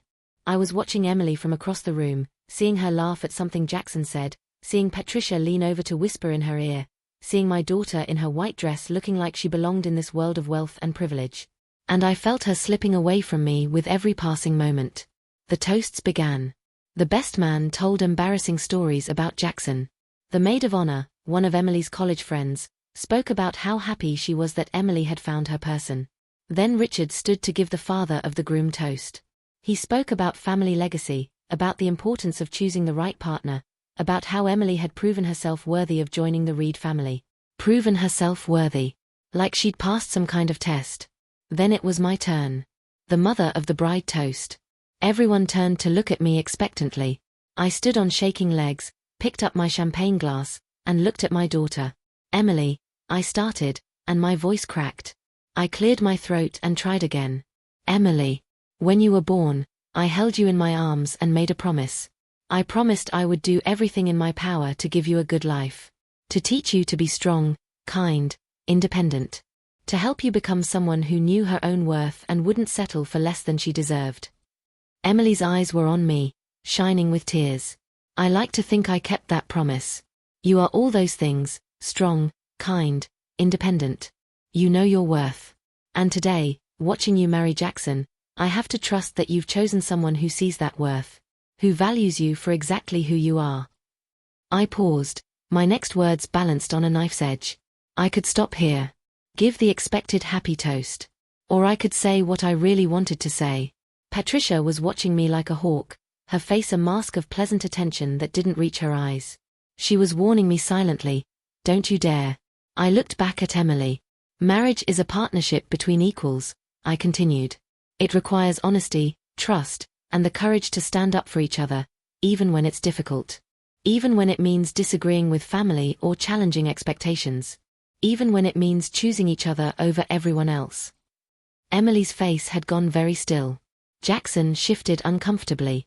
So my toast is this: may you always remember who you are, Emily. May you never lose yourself trying to be what others expect. And may you have a partner who loves you enough to fight for you, to stand beside you, to choose you first, always. I raised my glass. To Emily and Jackson. To Emily and Jackson, the room echoed. I sat down, my heart pounding. I'd just sent a message, a warning, really, and everyone who'd been paying attention knew it. I'd just told Emily, in front of everyone, that I was worried she'd lose herself in this marriage. Patricia's face had gone hard as stone. Emily was crying, but I couldn't tell if it was from happiness or something else. The rest of the reception passed in a blur. The first dance. The cake cutting. Emily dancing with Jackson, laughing, looking genuinely happy. Maybe I was wrong. Maybe everything would be fine. But then I saw Patricia pull Emily aside during a lull in the dancing. They went to a quiet corner, and I watched Patricia speak to Emily urgently, her hand on Emily's arm. Emily's face cycled through confusion, hurt, anger. They were talking about my toast. Patricia was putting her spin on it, framing it the way she wanted Emily to hear it. And I was powerless to stop her. Later, as the reception was winding down and guests were starting to leave, Emily found me. Her face was carefully composed, but I could see the hurt underneath. Mom, can we talk? Outside. We went out onto the terrace overlooking the golf course. The sun was setting, painting the sky in oranges and pinks. It should have been beautiful, but all I felt was dread. Patricia told me what you've been doing, Emily said without preamble. The test at the first dinner. The lawyer you talked to about their family. The research you've been doing into their business. I hadn't talked to any lawyer or done any research into their business.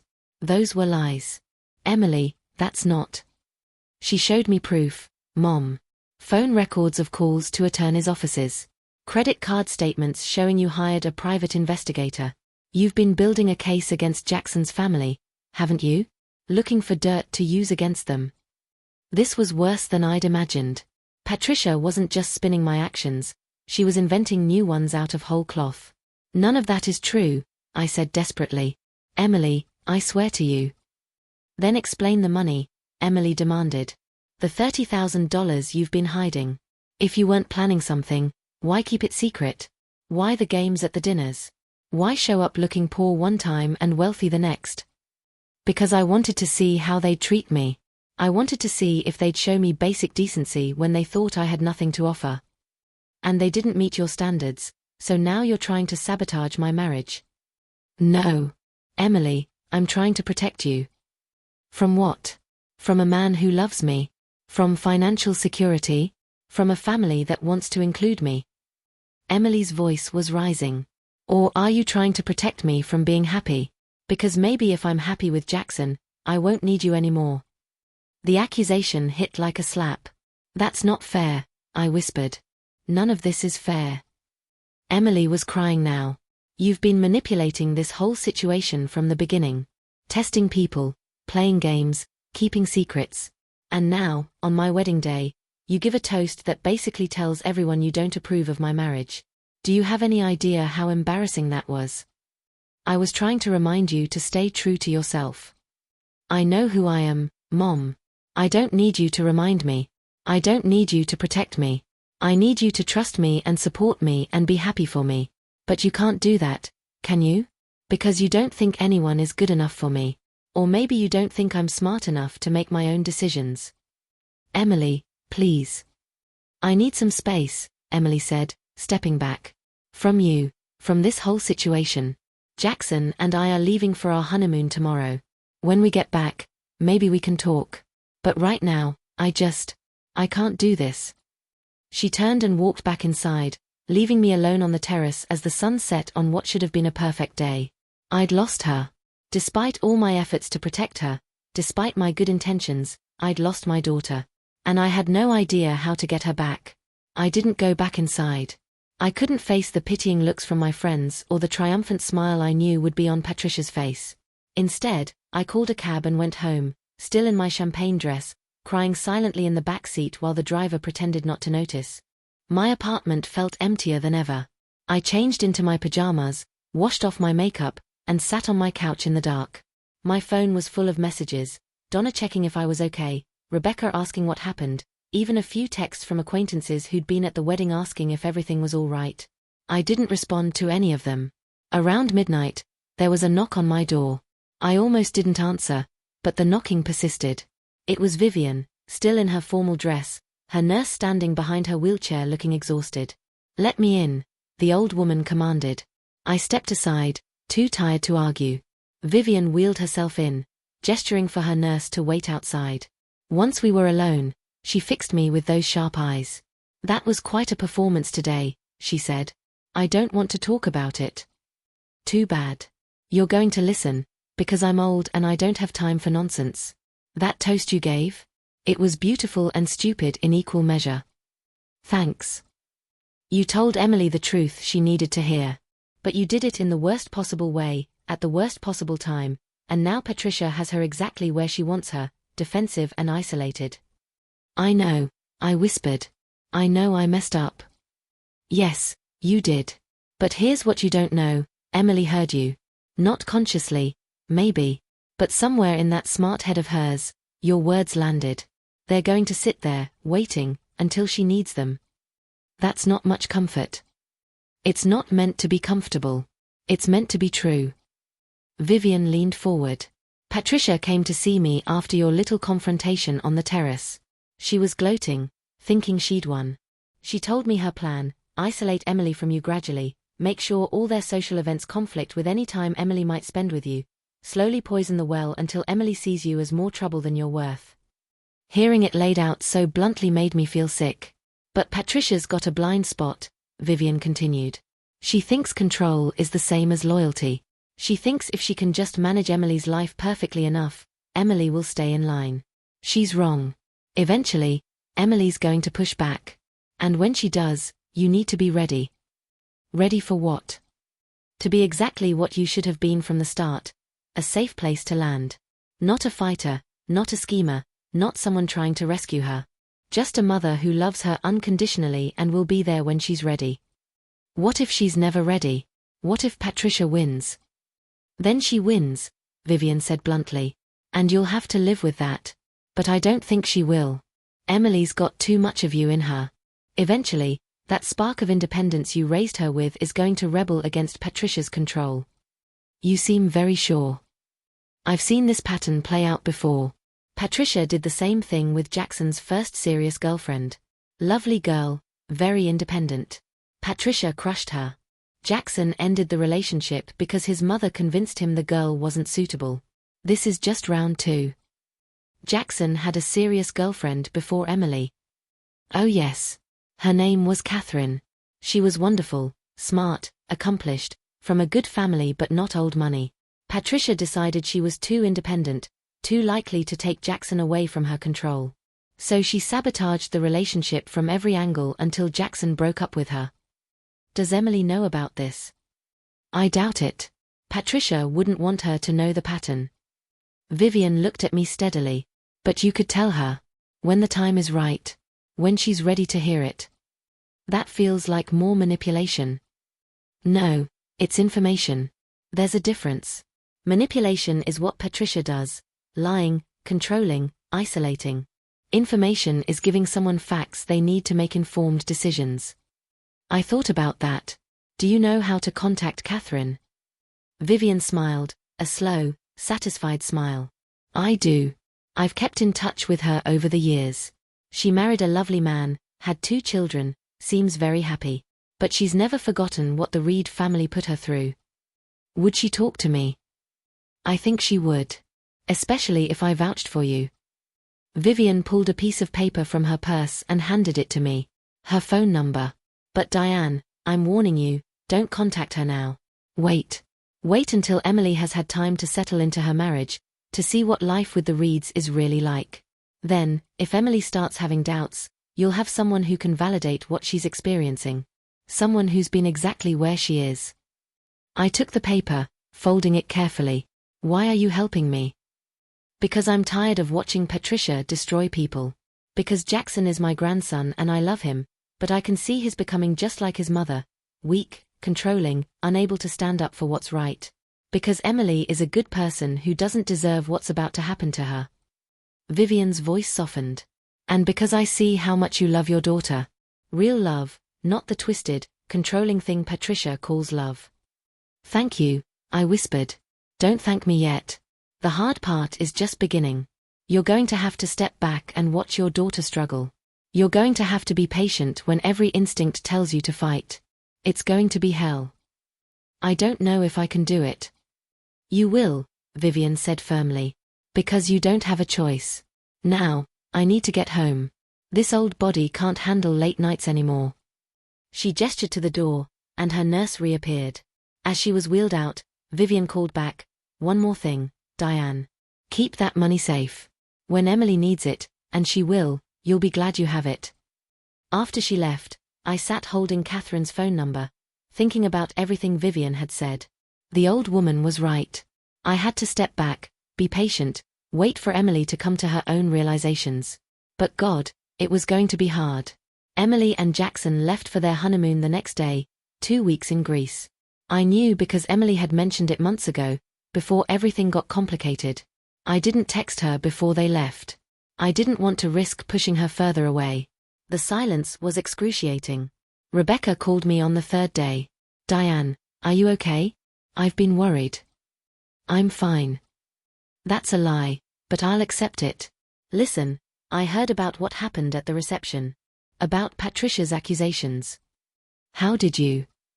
Charleston's a small town, especially in certain circles. Word gets around. Rebecca paused. Diane, none of what Patricia said is true, right? You didn't hire a private investigator or talk to lawyers about the Reed family. Of course not. She made it all up to turn Emily against me. I thought so. But she apparently has phone records and credit card statements that she showed Emily. Then she fabricated them somehow. Rebecca, I swear, I never. I believe you, Rebecca said quickly. But Emily doesn't, and that's the problem. Patricia is very good at making lies look like truth. What do I do? Nothing. Let Emily have her honeymoon. Let her enjoy being a newlywed without family drama. When she gets back, if she reaches out to you, be honest. Tell her your side. But don't push. It was the same advice Vivian had given me. Everyone seemed to agree. I had to step back and wait. So that's what I did. The 2 weeks Emily was gone were the longest of my life. I went to work at the church food pantry. I attended Sunday services. I had lunch with Donna, who didn't ask questions but held my hand across the table and let me cry into my coffee. I thought about Catherine constantly. Should I call her? Would that be overstepping? But Vivian had told me to wait, and I trusted her judgment. I also thought about my money. $30,000, hidden away all these years. Vivian thought Emily would need it eventually. For what? An escape fund? Divorce attorney fees? The thought of Emily needing to escape her marriage made me physically ill.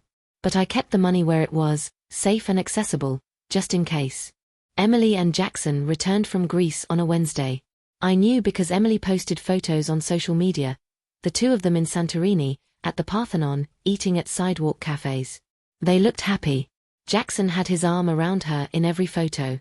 Emily was smiling. Maybe I'd been wrong. Maybe the marriage would work out. Maybe Patricia would back off now that she'd won. But Emily didn't call. Days turned into a week, then 2.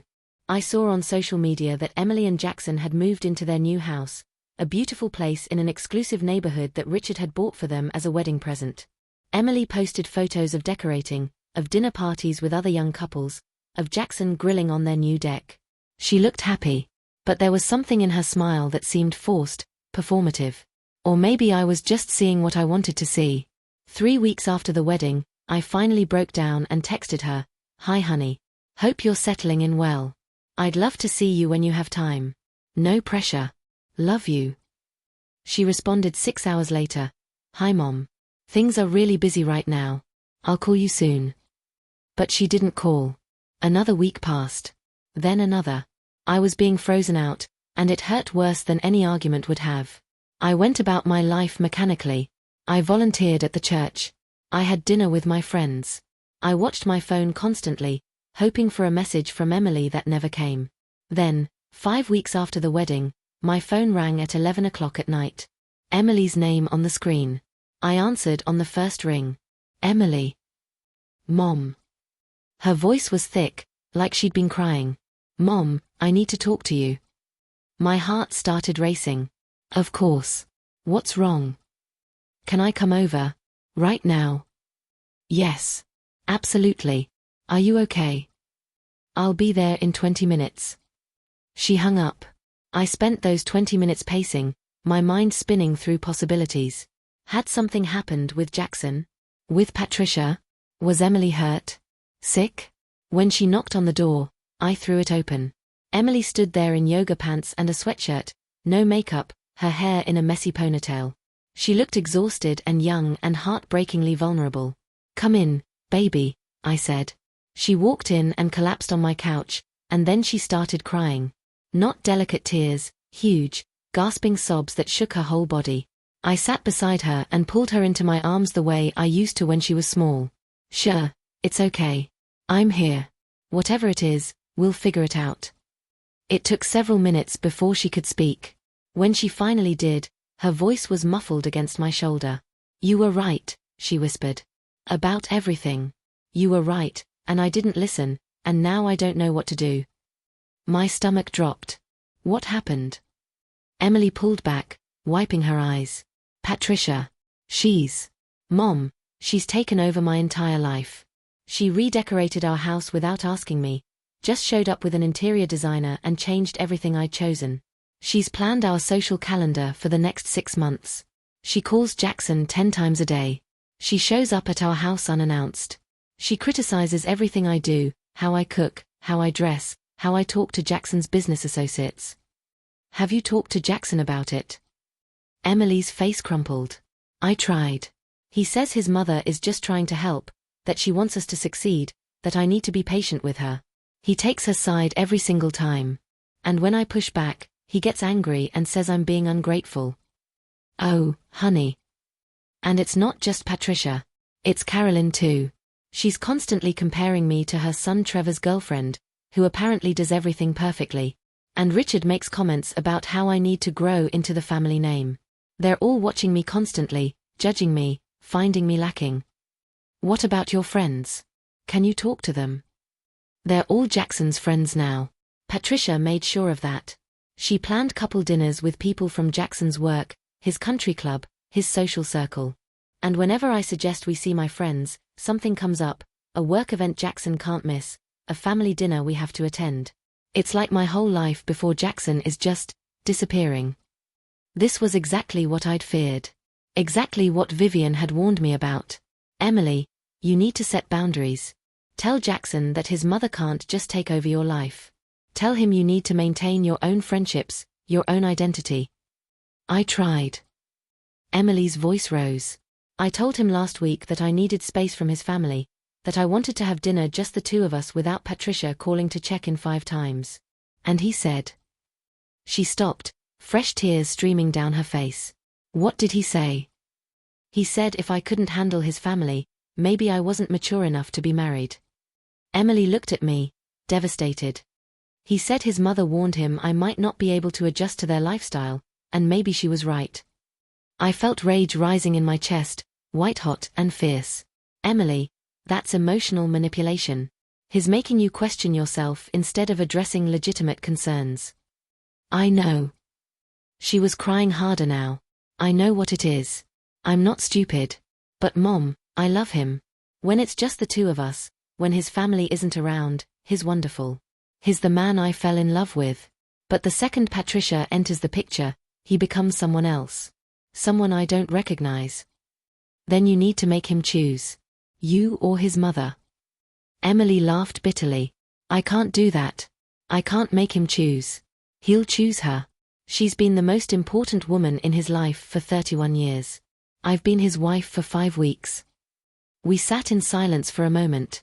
Then Emily spoke again, her voice small. I've been thinking about what you said in your toast. About not losing myself. About having a partner who chooses me first. She looked up at me. I'm already losing myself, aren't I? I don't know, honey. Are you? I stopped going to yoga because Patricia said it was a waste of time. I quit the book club I loved because it conflicted with a standing family dinner. I dyed my hair because Carolyn said the color wasn't sophisticated enough. I'm wearing clothes I hate, attending events I don't enjoy, pretending to like people I can't stand. And it's only been 5 weeks, Mom. What's it going to be like in 5 years? It's going to be whatever you decide, I said carefully. You're not trapped, Emily. You always have choices. Do I? We bought a house with money from Jackson's parents. He controls our bank accounts. I quit my job because Patricia said Reed wives don't work, they do charity work and host parties. I'm completely financially dependent on him. You could get a job again. Jackson would never allow it. He'd see it as a rejection of his ability to provide. Patricia would have a field day. I thought about the $30,000 sitting in my account. About Vivian's words, when Emily needs it, and she will, you'll be glad you have it. Emily, I have something to tell you, I said. And I should have told you a long time ago. I told Emily everything. About the money I'd been saving for 20 years. About the test I'd set up at that first dinner, wanting to see how the Reeds would treat me when they thought I had nothing. About Patricia's threats and her lawyer's warning call. About the lies Patricia had invented, the private investigator, the attorneys, the research into their business. I showed her my bank statements, my phone records, everything that proved Patricia had fabricated evidence against me. Emily listened in silence, her face cycling through shock, hurt, anger, and finally, understanding. So you were testing them, she said when I finished. You were testing all of us. Yes. And I'm sorry. I should have just talked to you honestly from the beginning instead of playing games. But Emily, I needed you to see who they really were. I needed you to see how they'd treat someone they considered beneath them. And we all failed your test. Emily's voice was flat. Jackson's family treated you terribly, and I sat there and let them. Then Patricia made up lies about you, and I believed her without even asking for your side. You were in an impossible position. No, I wasn't. I had a choice. I could have defended you. I could have questioned Patricia's accusations. I could have trusted my own mother over people I'd known less than a year. But I didn't. Because I was so desperate to fit into their world, so terrified of losing Jackson, that I threw you away. Emily. Why did you keep the money secret? She asked. All those years, why didn't you tell me? I thought about how to answer that. Because I wanted you to love me for me, not for what I could give you. I wanted to know you'd still call me, still visit me, still consider me important in your life even when you thought I had nothing to offer but my love. And did I pass that test? The question hung in the air between us. We both knew the answer. You got distracted, I said gently. By Jackson, by his family, by the life they offered. You didn't stop loving me, but you stopped prioritizing me. And maybe that's natural. You were starting your own life, building your own family. But Emily, you also stopped defending me. You stopped standing up for me. And that hurt more than anything. Emily was crying again, silent tears running down her face. I'm so sorry, Mom. I'm so sorry. I know, baby. And I'm sorry too. I should have been honest with you instead of testing you. I should have trusted you to make your own decisions instead of trying to manipulate the situation. We're both pretty messed up, Her. I laughed, surprised. Yeah. We really are. We sat there for a while, both of us crying, both of us trying to process everything that had happened over the past few months. Finally, Emily spoke. What do I do now, Mom? How do I fix this? What do you want to fix? Your marriage or your relationship with me? Both. I want both. Then you need to have a serious conversation with Jackson. Not about his mother, not yet. About him.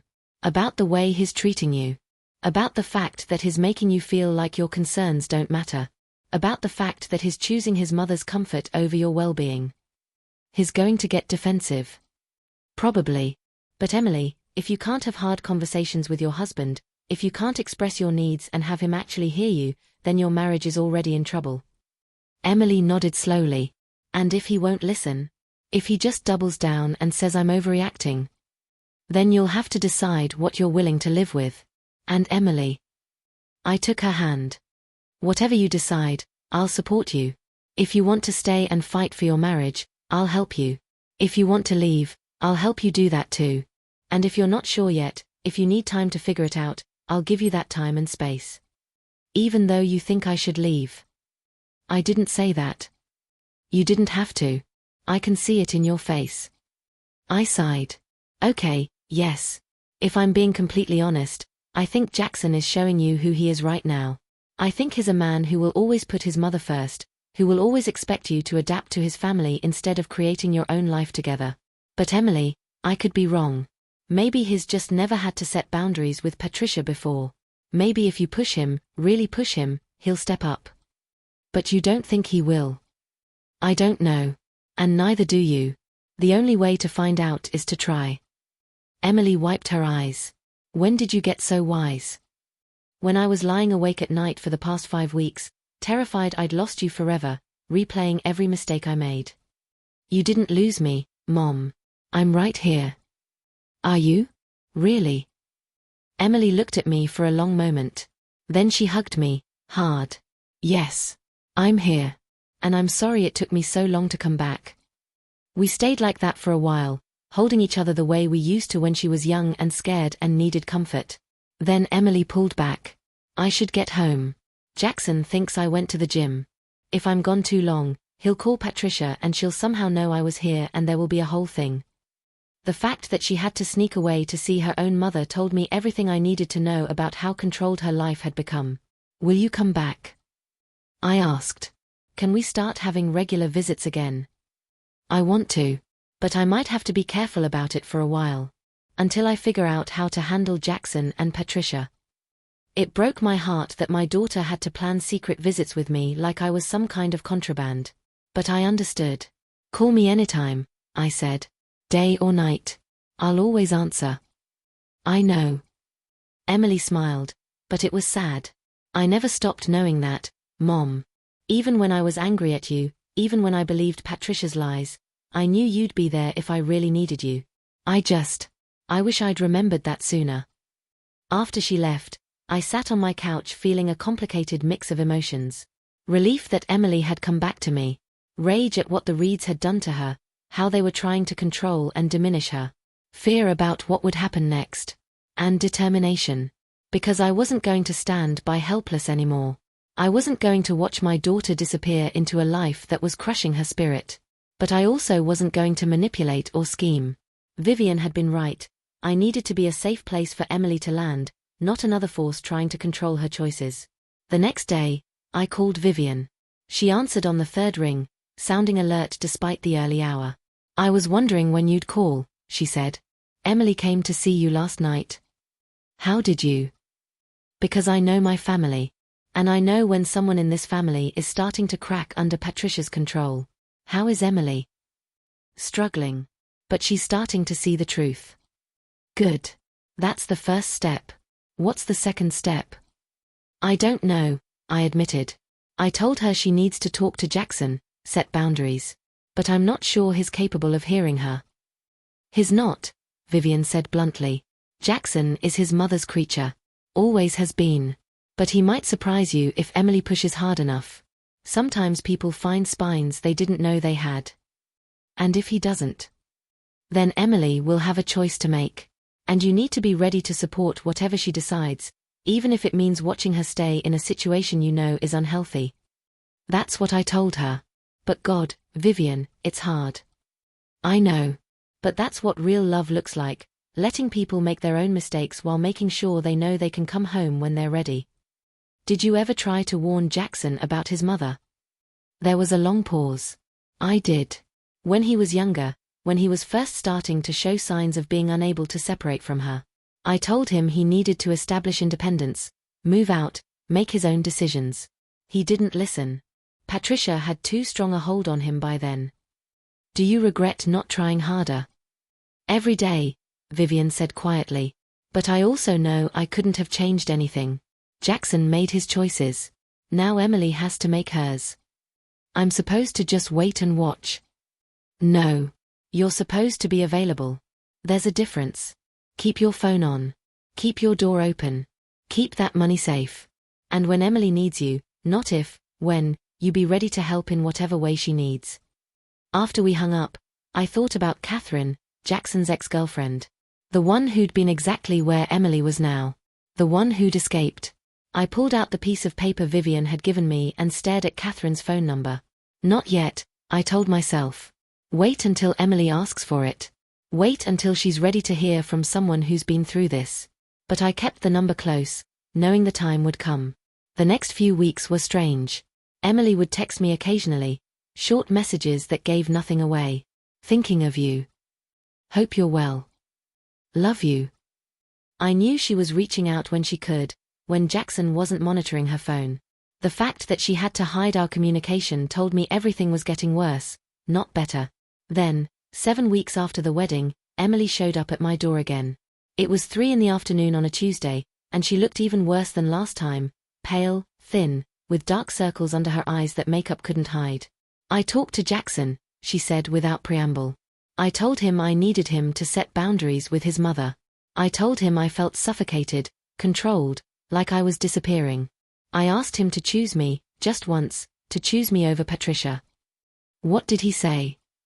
He said I was being dramatic. He said his mother only wants what's best for us.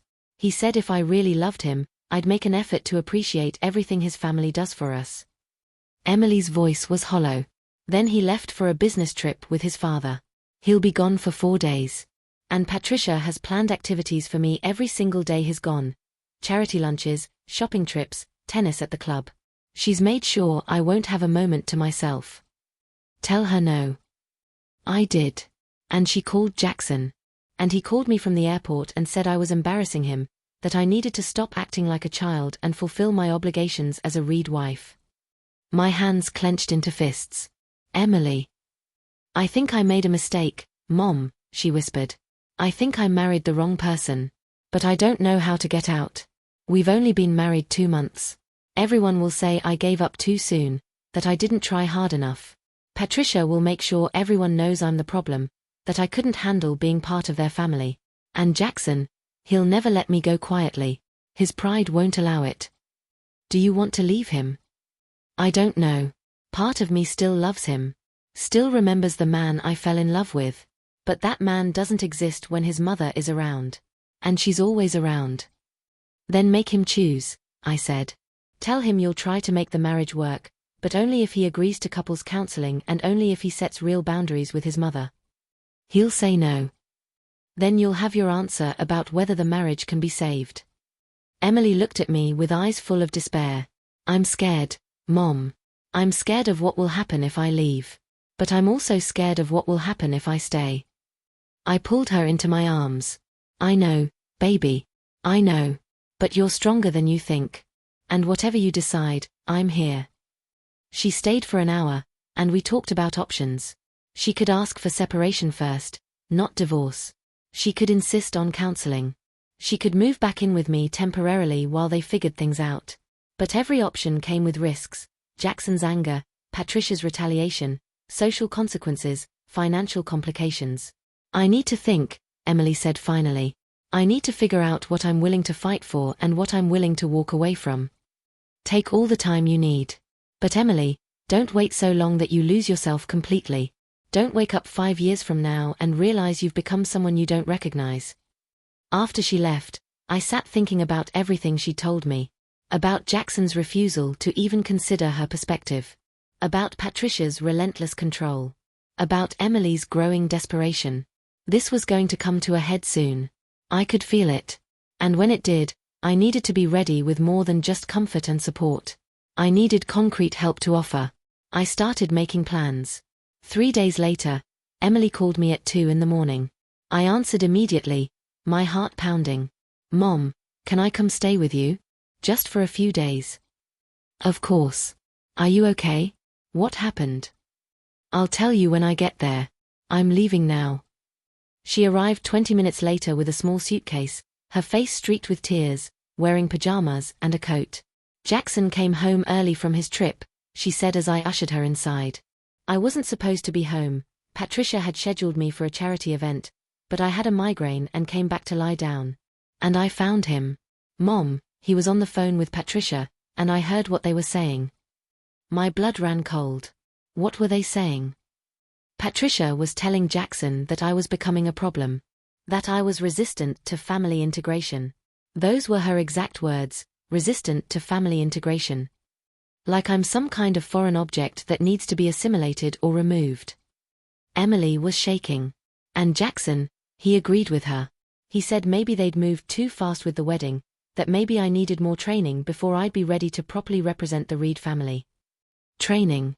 Like Emily was a dog that needed to be broken.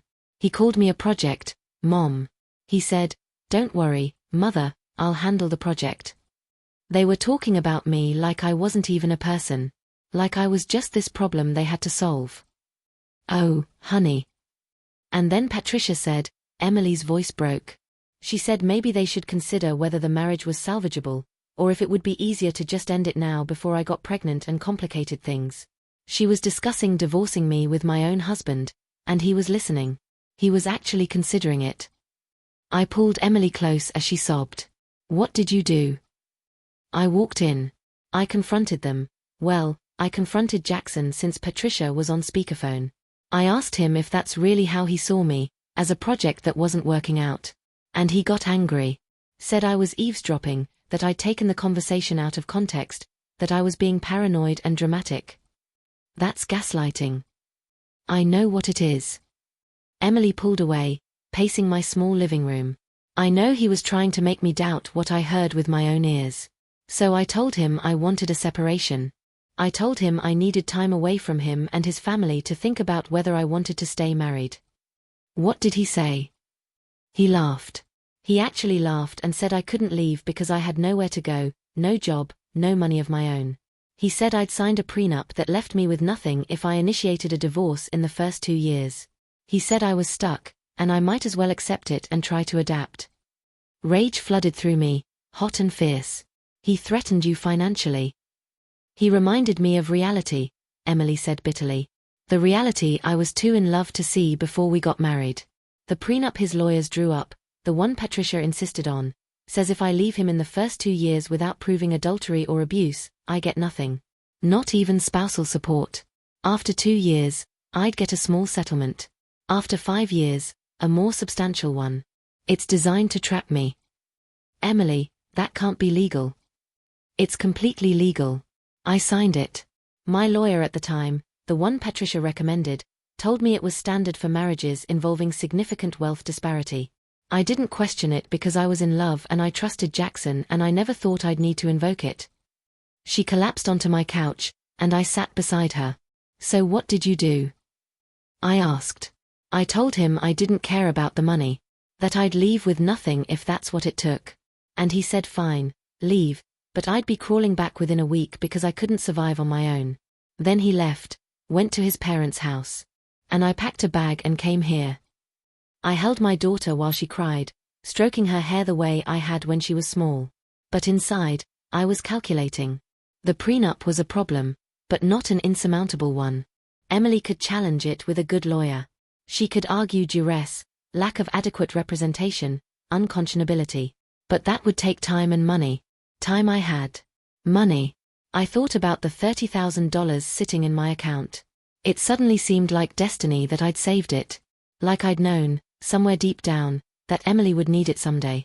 Emily, I said gently, I want you to listen to me. You're not trapped. You're not helpless. You have options. What options? I have no job, no savings, no. You have me. And you have $30,000. Emily looked up, confused. What?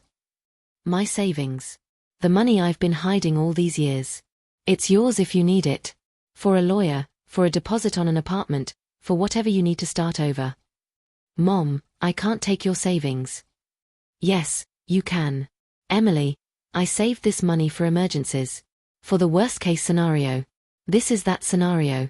This is exactly what I've been saving for, to make sure my daughter would never be trapped by a man who doesn't value her. But that's your retirement, your security. You're my security, I said firmly. You're what matters. Everything I've ever done, every dollar I've ever saved, has been for you. So yes, you can take the money. You should take it. That's what it's for. Emily stared at me, tears streaming down her face. I don't deserve you. Yes, you do. You deserve a mother who will fight for you, who will give you everything she has to help you be free. And you deserve a partner who does the same, who puts you first, who fights for you, who builds you up instead of tearing you down. Jackson isn't that person, honey. He never was. I know, Emily whispered. I think I've known for a while. I just didn't want to admit I'd made such a terrible mistake. It's not a mistake if you learn from it. And you'll get through this. You're stronger than you know. We talked for hours, making plans. Emily would stay with me for now. Tomorrow, we'd find her a good divorce attorney, not one recommended by the Reeds, but someone independent who'd fight for Emily's interests. We'd challenge the prenup. We'd document Jackson's behavior, Patricia's control, everything that had made the marriage untenable. It wouldn't be easy. The Reeds would fight dirty. But at least Emily wouldn't be facing it alone. Around dawn, Emily finally fell asleep on my couch, exhausted from crying and talking. I covered her with a blanket and sat watching her, this woman who'd once been my little girl. I'd failed to protect her from the Reeds. I'd tried to warn her, tried to show her who they really were, but my methods had been clumsy and had pushed her away. But now, when she needed me most, I was here. And I had the resources to actually help her. Maybe everything had happened exactly as it was supposed to. Maybe I'd saved that money for exactly this moment. My phone buzzed. A text from an unknown number. This is Patricia Reed. I know Emily is with you. Tell her if she doesn't come home immediately, there will be consequences. Jackson is willing to forgive this tantrum, but only if she returns before noon today. I stared at the message, fury rising in my chest. Then I typed back, Emily is an adult who can make her own decisions. She'll contact Jackson when and if she's ready. Don't text this number again. 3 dots appeared, disappeared, appeared again.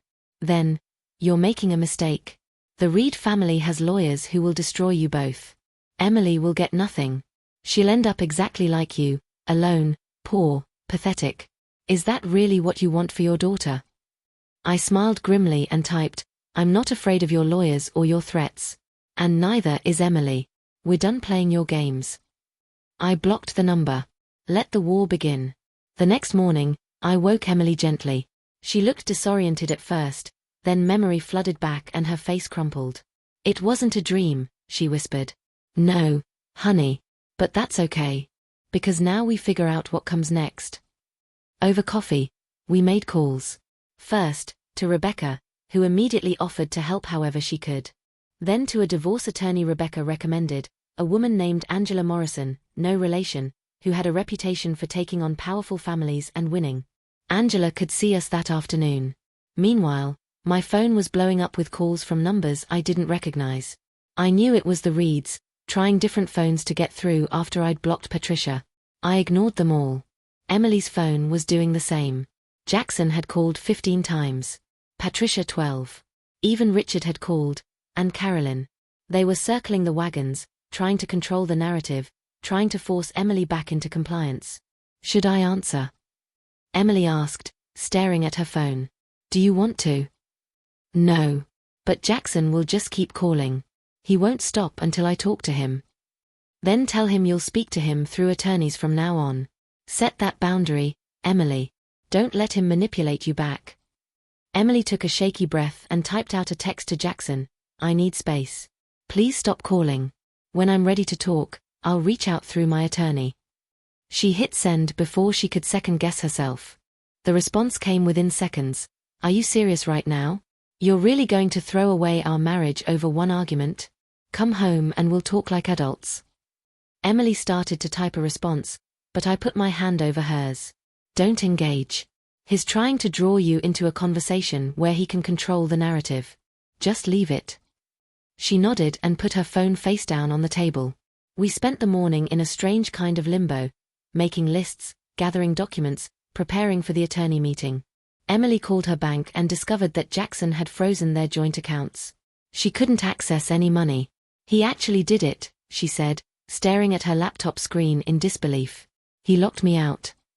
That's illegal. Angela will handle it. But in the meantime, I have nothing.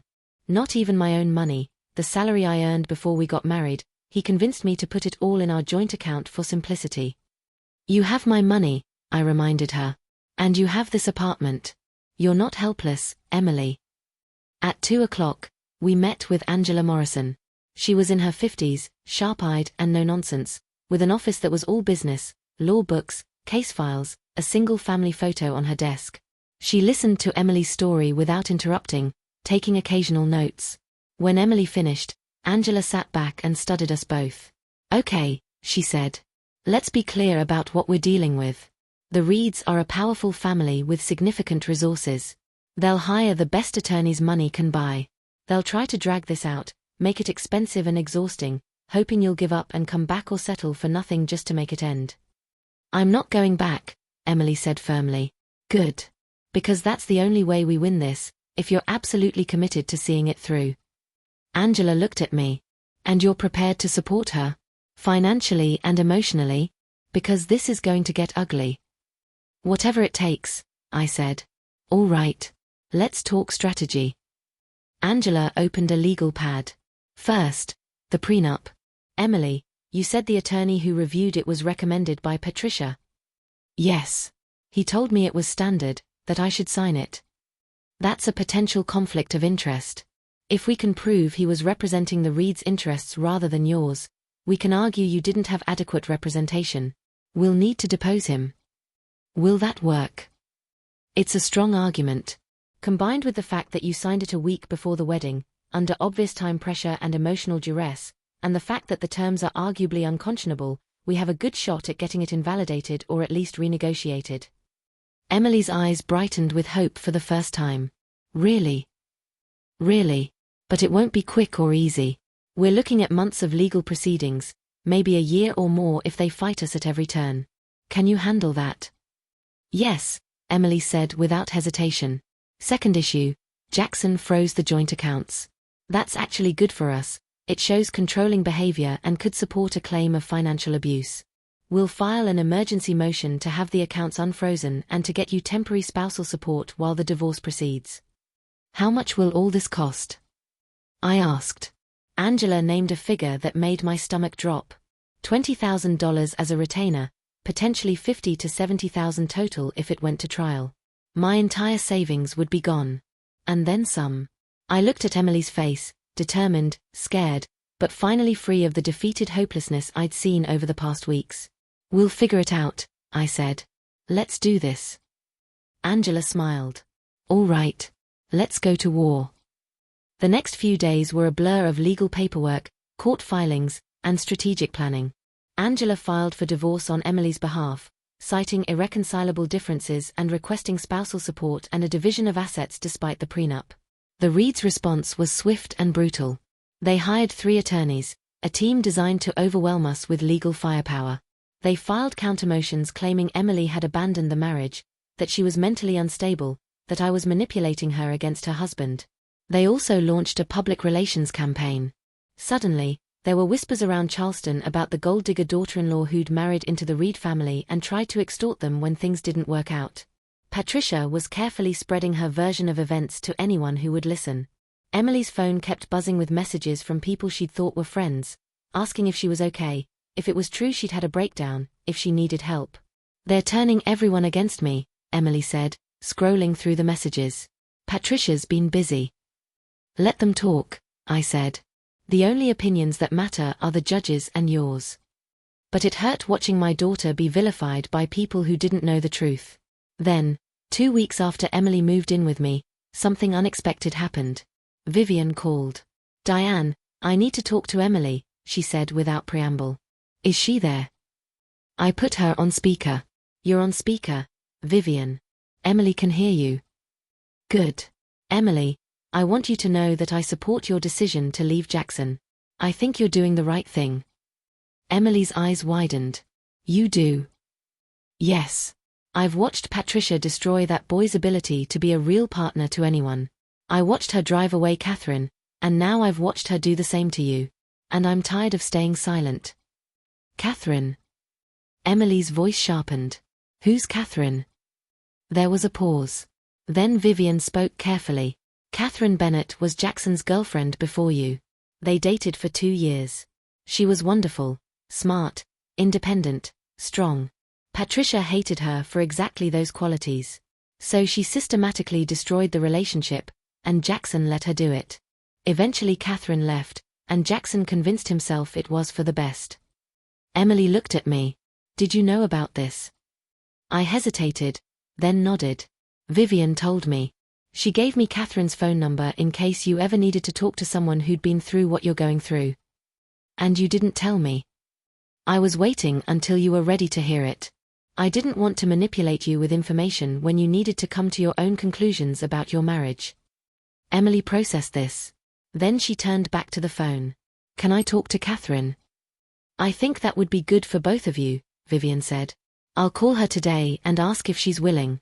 But Emily, I'm also calling because I want to testify on your behalf if this goes to court. What? Emily and I said simultaneously. I'm 91 years old. I have no filter and no fucks left to give, excuse my language. If your attorneys need someone to testify about Patricia's controlling behavior, about the pattern she's established over decades, about the way this family operates, I'll do it. I'll tell the truth under oath, and there's not a damn thing Patricia can do to stop me. Vivian, Emily's voice broke. Why would you do that? She's your daughter. And Jackson is my grandson, and I love him. But I love the truth more. And the truth is that Patricia has damaged that boy beyond repair, and she was about to do the same to you. Someone needs to stand up and say it. After the call ended, Emily and I sat in stunned silence. She's really going to testify against her own family, Emily finally said. Vivian's old enough to do whatever she wants without caring about the consequences, I said. And she's right, her testimony could be powerful. That evening, Catherine called. Emily took the phone into my bedroom for privacy, and they talked for over 2 hours. When Emily emerged, her eyes were red, but there was something different about her, a kind of validation, maybe. The relief of knowing she wasn't crazy, that someone else had experienced exactly what she had. She told me everything, Emily said.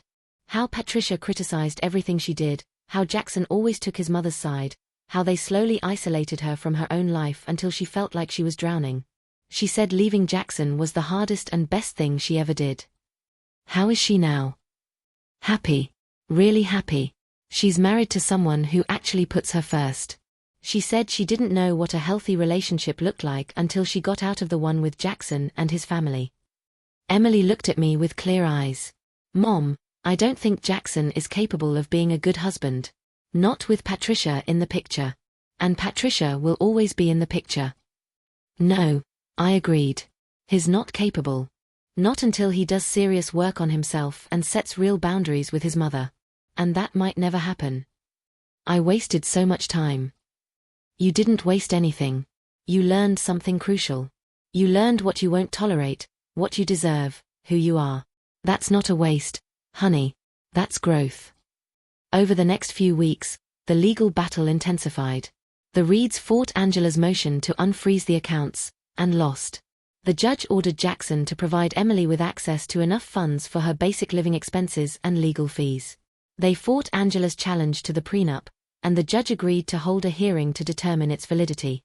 They tried to paint me as a manipulative villain who'd poisoned Emily against her husband, but Angela brought in Rebecca, Donna, and others who testified that I'd actually encouraged Emily to work on her marriage and had only provided support when she'd made the decision to leave. And then, 4 months after Emily walked out, Vivian testified.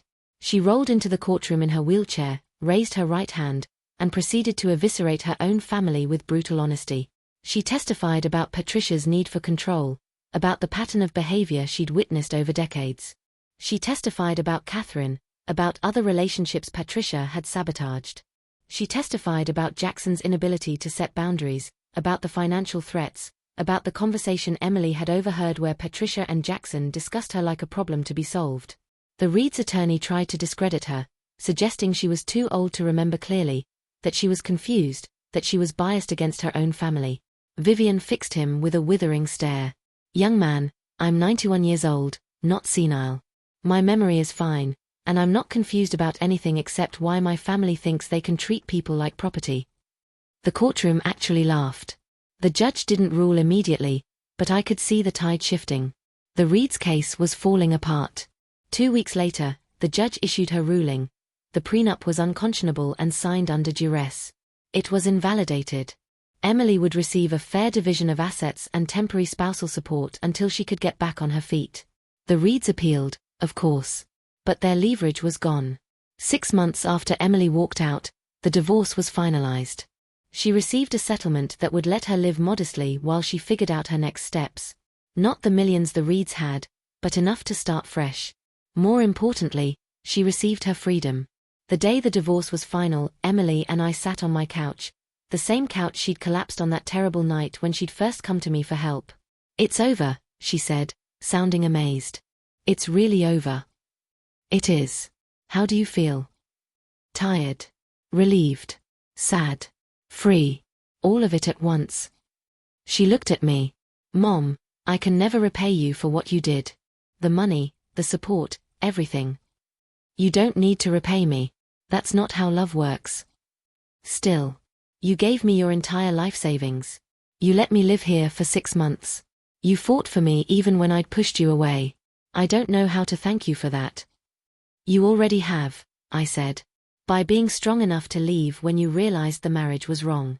By choosing yourself instead of staying in a situation that was destroying you. That's all the thanks I need." Emily hugged me tight. "I'm going to pay you back," she said. "Every penny. I'm going to get a job, rebuild my savings, and pay you back." "Emily." "No, I mean it. You saved that money for 20 years, and I'm not taking your security. I'll pay you back, and then you're going to use that money for yourself. For travel or a new car or whatever you want. Promise me." I smiled.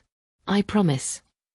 Later that night, after Emily had gone to the bedroom to call Catherine, they'd become close friends over the months, I sat alone in my living room thinking about everything that had happened. I'd tested the Reeds and they'd failed spectacularly. But I'd also tested myself, my ability to let go of control, to support Emily's choices even when they were hard to watch, to be patient when every instinct screamed at me to fix everything. I'd learned that love wasn't about protecting people from their mistakes. It was about being there to help them rebuild when those mistakes became clear. My phone buzzed. A text from Vivian. "Heard the divorce is final. Well done. Both of you." I texted back. "Thank you for everything. You saved Emily." Her response. "No. You did. I just told the truth. You're the one who gave her a place to land. That's what matters." I smiled and set my phone down. A year ago, I'd walked into the Palmetto room wearing a cheap dress and worn shoes, ready to test Jackson's family. I'd never imagined that test would lead here, to legal battles, to my daughter's divorce, to the complete dissolution of what should have been a happy marriage. But I also never imagined I'd get my daughter back. The real Emily, not the polished, perfect version she'd been trying to become for the Reeds. Just my girl, strong and scared and figuring out who she wanted to be. And I never imagined I'd learn that the greatest gift I could give her wasn't my money or my schemes or my protection. It was just my presence. My willingness to be there, unconditionally, when she needed me. That was worth more than $30,000. Worth more than anything. Emily emerged from the bedroom. "Hey, Mom? Catherine wants to know if we want to meet her for dinner next week. She wants to celebrate our freedom." "Our freedom?" "Yeah. She said watching me escape the reeds helped her heal from her own experience. She said we should celebrate together. I smiled. Tell her yes. And Emily? Yeah. I'm proud of you. So incredibly proud. Emily's eyes filled with tears. I'm proud of me too. Finally. And that, more than anything, told me we'd made it through. If you've made it this far in my story, thank you. Thank you for listening to a woman in her 60s talk about testing her daughter's in-laws, about making mistakes, about fighting for the people you love even when you do it imperfectly. I'm not proud of all my choices. The games I played, the tests I set up, the way I handled things, I'd do a lot of it differently if I could go back. But I'm proud of how it ended. With Emily free, strong, and back in my life. With a relationship between us that's more honest than it's ever been.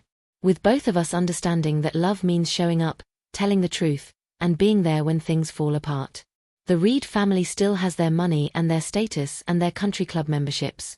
Patricia still controls Jackson's life. He's dating someone new now, someone quieter, more compliant than Emily ever was.